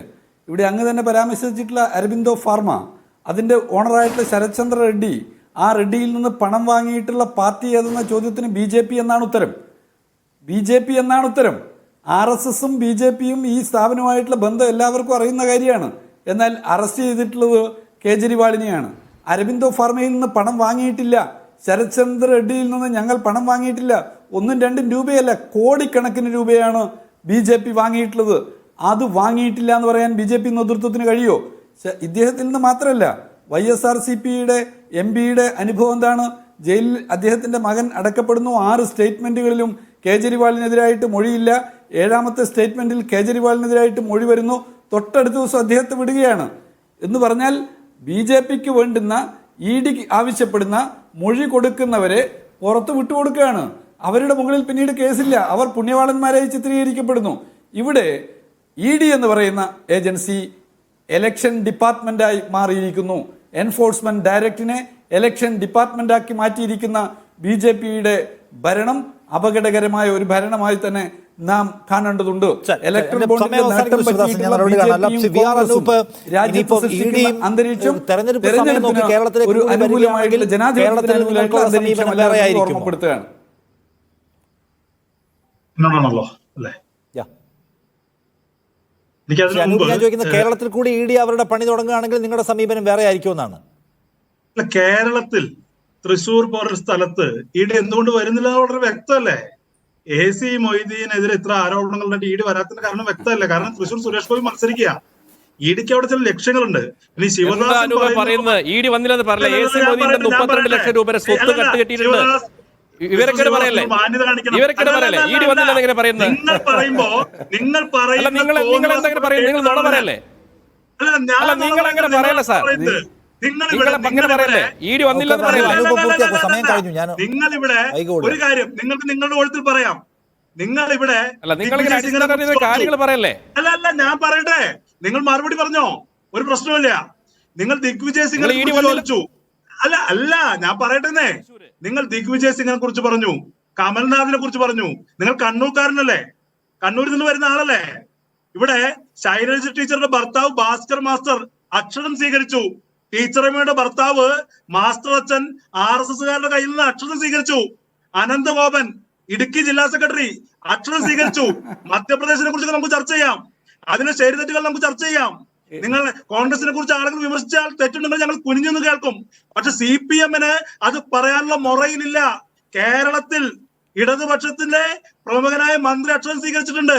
അത് പോട്ടെ, CPM-ന് പ്രധാനപ്പെട്ട 2 നേതാക്കന്മാർ, മുനിസിപ്പൽ ചെയർമാനായ ഈ പറയുന്ന ഭാസ്കരൻ മാസ്റ്റർ, മന്ത്രി ആയിരുന്ന ശൈലജ ടീച്ചറുടെ കേന്ദ്ര കമ്മിറ്റി മെമ്പറായ ശൈലജ ടീച്ചറുടെ ഭർത്താവ്, അദ്ദേഹം അക്ഷരം സ്വീകരിച്ചു. K. അനന്തഗോപൻ ഇടുക്കി ജില്ലാ സെക്രട്ടറി അക്ഷരം സ്വീകരിച്ചു. അവരെയൊക്കെ തിരുത്തിയിട്ട് മതി ശിവദാസ ഇവിടെ കോൺഗ്രസിന്റെ BJPയോട് അനുഭാവ സമീപനം സ്വീകരിച്ചാറ്, അവർക്ക് ഒപ്പം നിന്ന് ആരെപ്പോലുള്ള വിഷയത്തിൽ അങ്ങോട്ടും തർക്കത്തിൽ ഒരുപാട് കാര്യങ്ങളും സംഗതികളുണ്ടാവും. എൻ്റെ സമയം ഒന്ന് അവസാനിച്ചുകൊണ്ട് ഞാൻ നോക്കാൻ ഇടപെടുകയാണ്. താങ്ക് യു ശ്രീ വിനോദ് മാത്യു, പ്രിൻറ്റു, ഒപ്പം തന്നെ ശിവദാസൻ, വി ആർ അനൂപ് ചർച്ചയിൽ പങ്കെടുത്തതിനോട്.